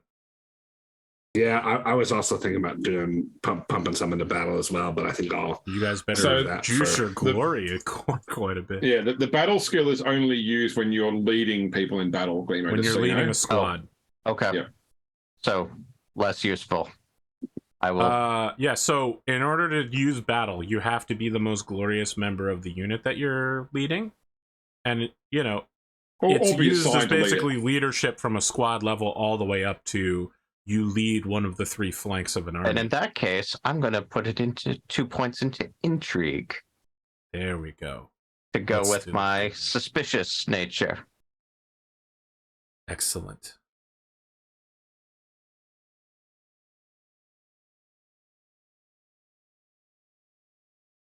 So has everyone completed their individual skill choices then? Yes. Yes. yes. Now let's talk about previous experience. It is not unusual, but it is a little unheard of for knights to be older than 21. To be knighted after 21, I should say. You can take up to 5 additional years here to become a knight, which can give you a bonus to traits, passions, skills, or stats, although you can't ever raise your size because you already started at 21. I am starting at 21. I'm staying at 21. A good young man. Yeah, I will also start at 21. I will stand on 21 because it Okay. seems weird to hit. Blackjack. You already have your starting glory. You will gain 1,000 when you are knighted, which we will do in the first episode. Okay, Let's where's Galaria? Oh, there it is. Top Let's right. talk about coat of arms. If anyone wants to design a heraldry, please don't steal it from the McCoyle clan of Ireland. We shouldn't until like 503, I think is when they first. Damn invent it, heraldry. James! But the fan artists. What if I Okay. want to have tokens on the board that have your heraldry to indicate that you and your family are traveling? Okay. Fine, we'll come back to it later. The medals can wait. I would love if I someone like wanted to heraldry, man. design me some heraldry because I am the world's worst artist. So It tells you, if you keep scrolling down, you'll see it has all the heraldry pre-made. So you just like decide okay. And there's the actually. Can I Sorry, can go I ahead, send you the James. heraldry after in the original French? You know, per pal, you know, an owl regardant upon upon an azure field, something like the sword Rampant. coming out of a lake.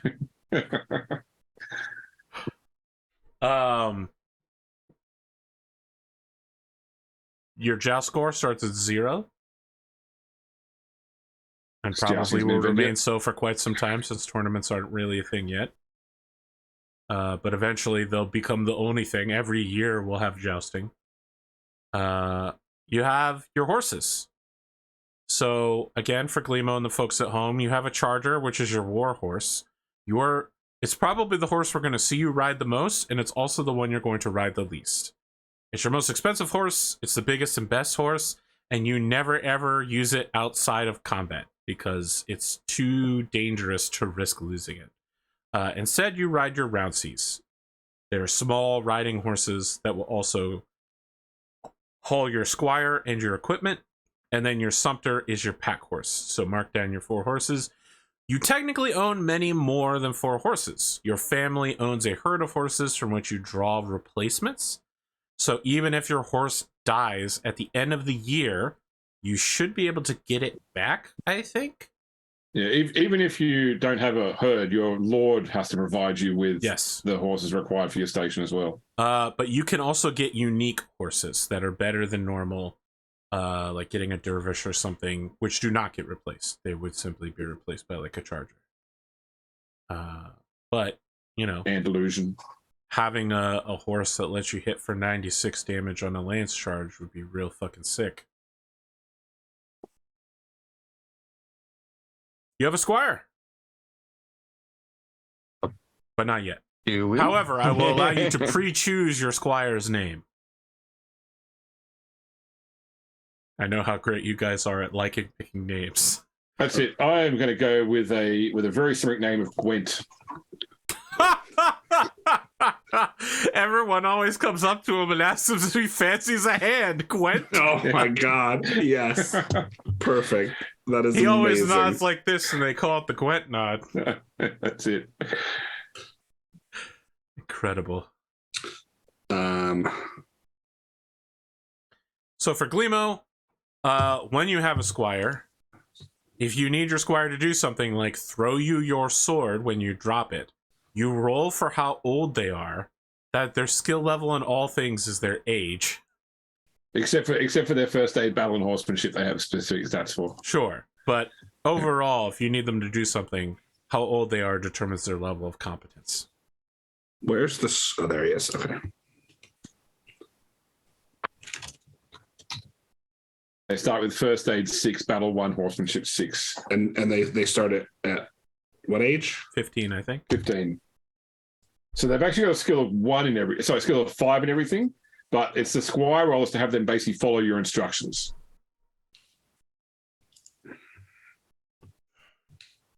Sorry, and what did you say? First aid, battle, and horsemanship? 6 first aid, 6 horsemanship, 1 battle. 1-6. Got it. Thank you. So normally in battle, they can either be instructed to give you a weapon in case you break your own lance, give you their horse, or like retrieve another knight's body and take it to safety. But they need to make a squire roll to do that. And if they fail, they disappear for the rest of the combat. And you make a roll to get the end of the combat. And if they fail the second roll, they presumably died or just never came back. Much like my grandpa.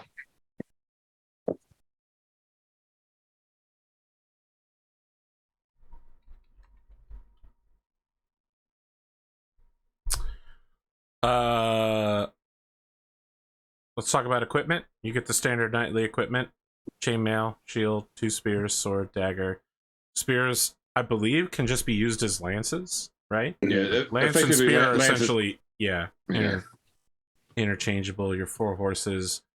You'll get some custom gear later on in creation, but just make sure to note all this down on page 39, lower right-hand corner. You also get like personal gear, travel gear, and war gear, like a whole bunch of just different things. So for the folks at home, again, chainmail wasn't invented until the 14th century. Plate mail wasn't invented until the 14th century, but will show up because King Arthur Pendragon takes the entirety of the Middle Ages and squishes it down into the year 500. Mm-hmm. That said, the elves get it first because they get magical fairy armor that's essentially plate mail and everything but name.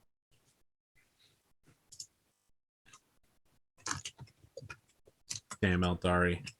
I can't stop them from showing up in all my shows now. It's just Harlequins all the way down.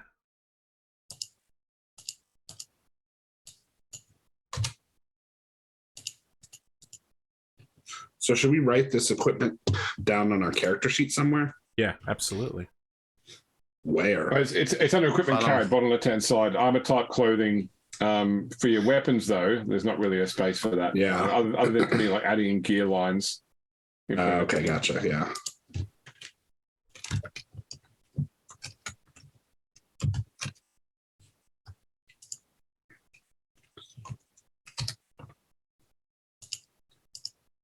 Then once you finish that, you roll a d20. And we take a look at what special family belonging you have? 18. You have a second charger. Oh shit, that's nice. This rich motherfucker. Yeah, His dude. family will now forever have 2 chargers. Let's see. All right. 1. I have money. 3 Five. D20 denarius. I also have money, just 1 extra ducat. 44.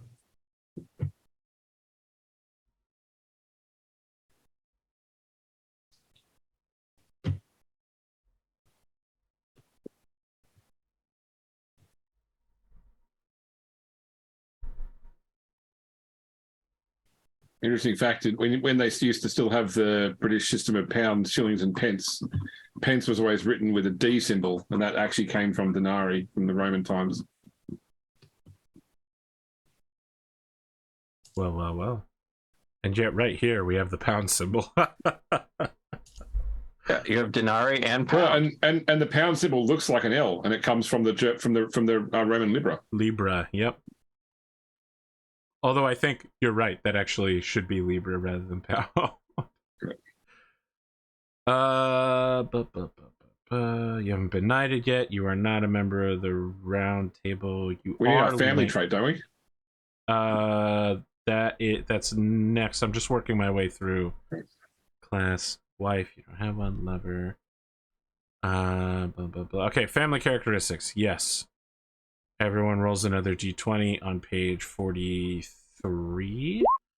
So this will be passed down to all of your heirs, Oh wow. just like the Like one an ring. otter. Natural healer, +5 first aid. So I got natural too. Oh, that's nice. Okay, so Didn't I you have a already pick 17. swimming, Spoon?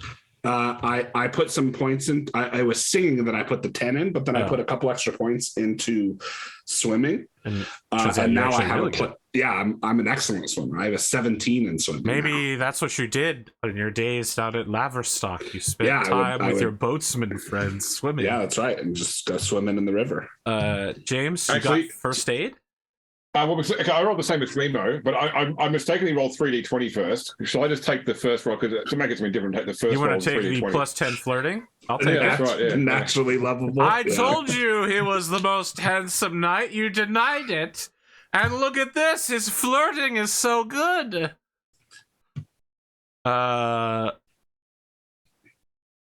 So Glimo is the healer here. I see. Yeah. I see. Apparently, Oh, yes. and that's first aid with the natural healer. Cool. Yeah. I know who I'm going to be want to help me out in the battle. So, Clemo, you need to have a daughter and then get the daughter the woman's gift of the magical bandage. Wow. There he is, Mr. Minmax. He hasn't come out yet, but now we see him peeking around the hedge. Now we roll for your army, which is your family. You're going to roll to see how many old knights, middle-aged knights, and young knights you can call upon. Also, your men-at-arms, who are the non-knight members of your family, and your I have ladies. one old knight. Sheesh! He rolled a 6. It's 1d6 minus 5. This is the part that definitely made its way into Oath of Enosteel. Out of everything we've done so far, this is the part that made it into Enosteel. I have 4 middle-aged knights. Jesus, you No rolled a old 6 knights. again? And I did. This dude is And strapped when he 3 rolls young into knights. battle. I have no old knights, no middle-aged knights. 3 middle-aged knights. Spoon has 2 little cousins who show up when he calls. That's it. Oh no, I'm sorry. I do have two middle-aged knights. You got some uncles. Yeah, and their spawn, because I have 3 young knights. It as is well. very important that you keep track of this, because this is where you start building your family tree, my friends. Oh yeah. Your old knights are like your grandfather's age, middle-aged knights are like your father's age, and young knights are like you. So you need to start making an expansive tree of the network of family that you have. Other lineage men. Just know I you have- get +1 young knight, by the way. So Oh yeah, that's right. which is you. Yeah. Yeah. So I have You 12 have no vassals, other but you lineage. will have 2d6 plus 5 men at arms, and then a levy of 5d20 per manor that you have. Oh, there we go. I have 14. 14. Is that men at arms? The other lineage men? Yes, men at arms. Okay. So these are people who are not knights, but you have enough money to support them as fighters, and they are skilled at battling. Sorry, they are unskilled at battling, but they will not flee. Then I have a levy of 56. Same. Wow, what are the odds of that? Quite low, I think. Yeah. With none of the same numbers. So James makes up for having fewer levies by just having a shit ton By of having a knights. shitload of knights. Yeah. And let's be clear, one knight is worth a lot of dudes. Yeah. The difference They're like between our freight levies of 16 is more than made up for by the number of knights that James has.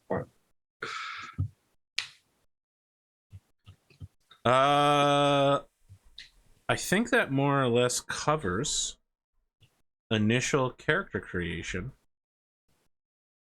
We will do the knighting ceremony and the leap should you survive being a squire in the year 485. Do we want to talk about relationships between characters now? We know that some of your grandfathers and fathers fought at similar battles. We know that you're located somewhat near each other. Let's talk about, I guess, who your characters are and how they know each other. Some of you like boats. Some of you like flirting. Some of us can swim. I mean, everyone can swim. It's just a question of how well. Yeah. Well, some of us won't drown. when we All swim. flying objects will eventually land. It's just a question of how.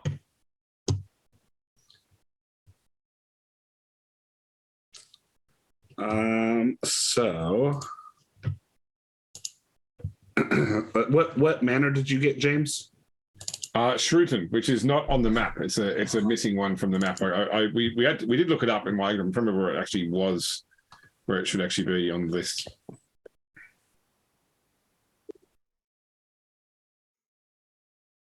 Well, let's Google King Arthur Pendragon Shrewton and see what shows up. I mean, Shrewton's a real village in the UK, in Salisbury, so.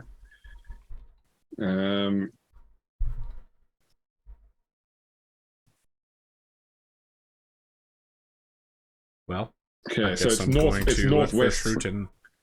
Yeah, it's northwest of Salisbury. Oh, I see it. Yeah. It's you're actually pretty close to Stonehenge.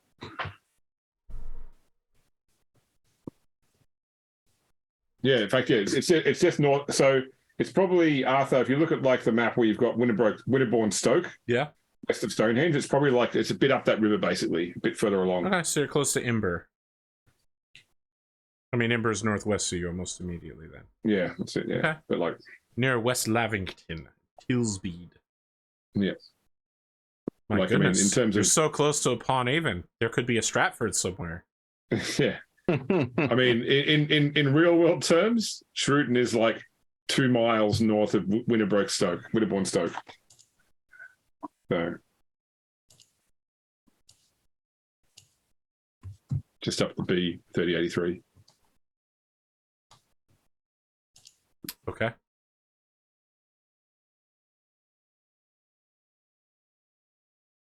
So yeah, I'm a bit disappointed. They're over the other side of Sarum. Yeah. Yeah. So I feel like Again, it's still only like a day's ride for you. yeah. You probably spent a lot of time together in Sarum with being trained by your lord, Earl Roderick and his knights, right? Like you almost certainly attend.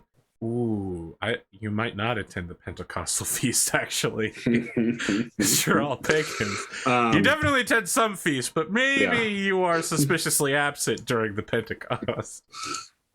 So yeah, because like while our manors are where they are, as pages and squires, we would be living with the knights we would be serving. Yes.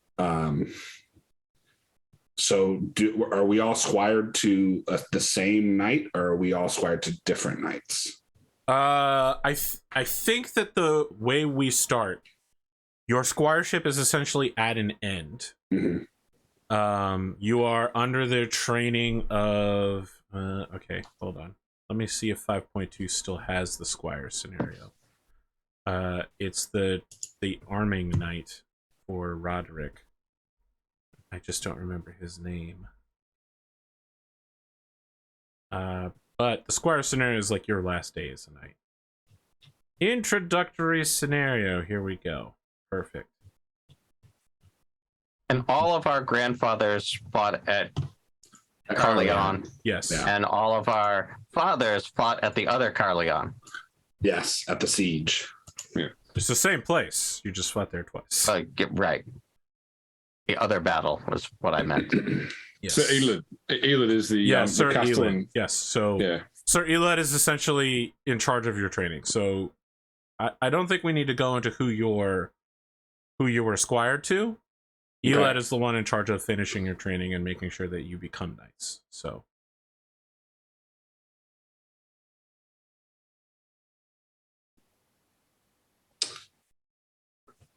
Well, let me ask.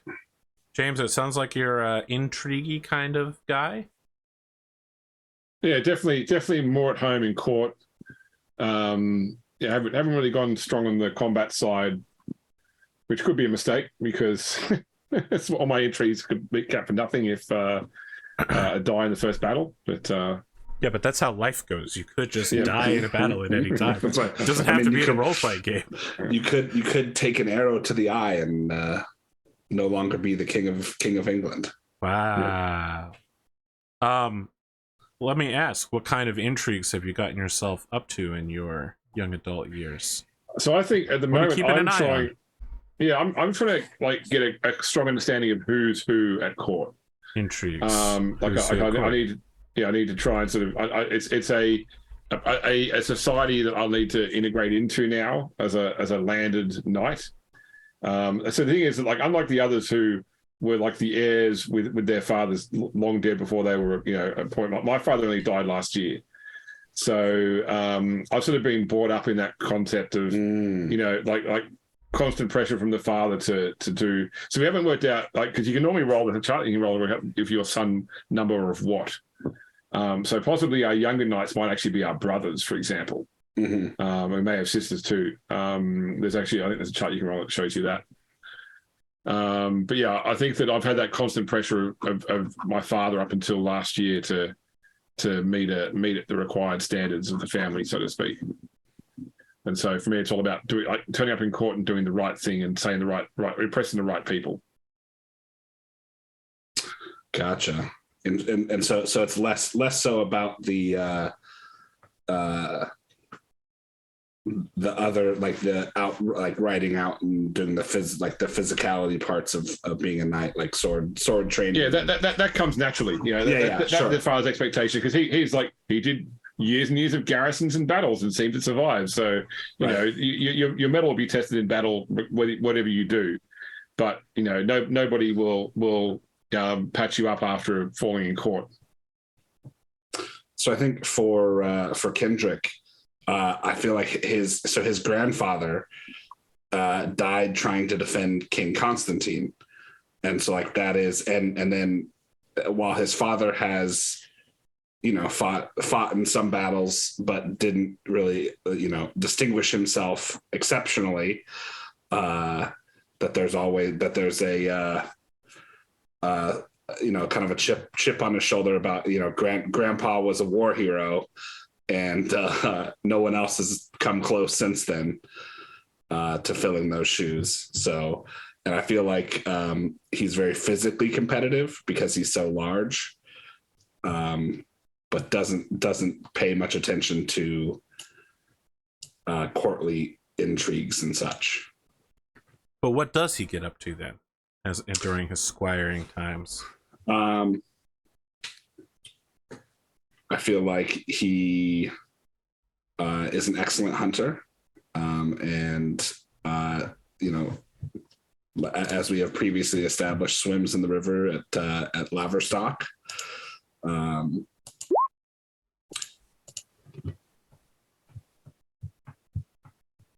Have you led any hunts yourself yet? I don't think so. What's the biggest or most dangerous, get to choose, game that you've brought in? It's okay if it's just like a deer or a rabbit. You don't have to go extreme yet. Yeah, I would probably But say maybe you've like gone for, are wolves native to Britain? I assume given the number of fairy tales about them, there would have to be, but I think so. I would say probably like maybe like a large deer or small elk. okay. Glimo, So what's your boy Harold up to? so Harold. So no one, going back 3 generations, has ever known their father. Because they all died. Yeah. Amazing. Yeah. So you were basically raised by what? And I think your uncles or by the other knights of Salisbury? I would say he was probably raised by the other knights of Salisbury because his father died gloriously at the siege. But his father never knew his grandfather because his grandfather died when his dad was like 3. But like, it was a big thing. Like he just disappeared one day. And so, and I'm going to play this into my suspicious trait that Howard is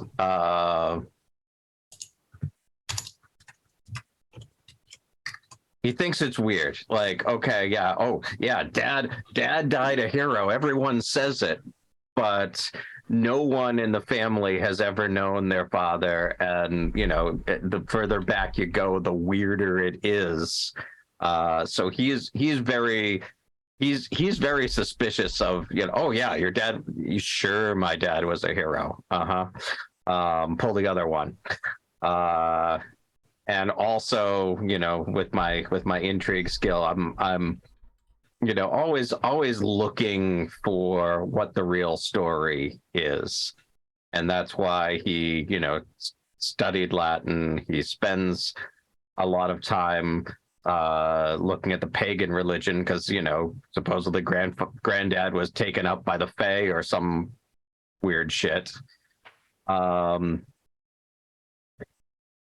when he can get away from his duties, you know, he's always off falconing. Oh, always off falconing. Let me ask. You know, if he can, you know, if it's you know. Let me ask, sir. It is well known that falconing is a very popular way to approach young ladies. Do you falcon to falcon, or do you falcon to fuck around and find out? Well, I am 13 lustful, so you know, a little bit of column A, a little bit of column B. Okay. This is your version of medieval dating shows, falconing together. Mm. All right. Is there anything else we want to accomplish in this, our session 0? Do we want to circle back and do heraldry now, or are we going to wait James is until waiting until the year 503? 503 precisely, at which point he will update his Blender art with a perfectly rendered heraldic icon. So can I say that the Game of Thrones role-playing game has a very good heraldry randomizer? It is pretty good. Yeah. You know, I'm a fan of the Game of Thrones RPG, House War part, not much else.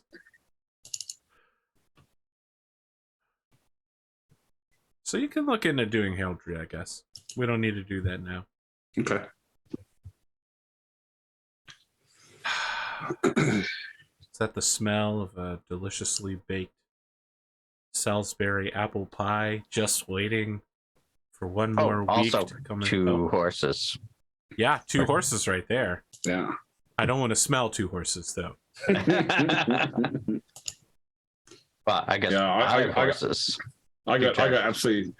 I thought when it was like 3D 20 money, I was like, that's great. Oh no, it's Denari. I didn't. That's not even. It's not even like a fifth of a libra. It was like, I'm gonna go buy a magic sword. Nope. No, it's more like I'm not going to have to worry about having some bad stewardship roles for a couple of years. Oh no, I do worry about that still. Well, I guess I'll see you all next week then to become, well, closing. Let's do closing thoughts before I close. Closing thoughts for what we've done so far. How are we all feeling for next week? Good. Yep. Pretty good. Yeah. Yeah. Character creation in Pendragon, that was always a lot of fun. We need to just pace ourselves, because I can tell you that there are 3 individuals who are going to lose their minds. All right. Bradley Westerman, Gymtopia, and Soundwave's Ghost are going to get way too involved in this game for sure. Bradley's been waiting like the better part of a decade for another Pendragon. Glimo, always good to have you back around again. I know we've been trying to get this to happen for about a year, and now we're taking an incredible risk starting a show in December, but let's see how it goes. We'll be back next week, hopefully with the overlay correctly assembled, and no heraldry fan fiction from the audience yet. But maybe we could talk about what our characters look like. Maybe we can think about that beyond just knowing. I've already been pumping my stuff into AI to see what it comes up with. Oh, AI. Well, I'm gonna be honest with you here. I'm not going to use AI generated art, but if you want to use it as an inspiration, that's fine. Yeah, especially because the AI generator I use is very anime, and you did say this is very anime. I said it was anime adjacent. I want to be clear here. I'm not going to be like, then aliens show up and maids. Instead, it is simply that, like anime, let's be clear, the Arthurian legends happened way before the concept of anime. It's just that some people are like, the Arthurian legends are sacred, noble works of art, and I'm like, there was a werewolf, okay? Like, it's well documented that a man turned into a wolf. I'd like to roll my passion, Super Saiyan 2. No. Absolutely. Yeah, that's right. That would be a passion for Super Saiyans. You realize that, right? It wouldn't be to turn into a Super Saiyan. It would be that you were a fan of Super Saiyans. You would want a directed trait, Super Saiyan. Yeah, there you go. That's it. Friends at home, have a good time zone.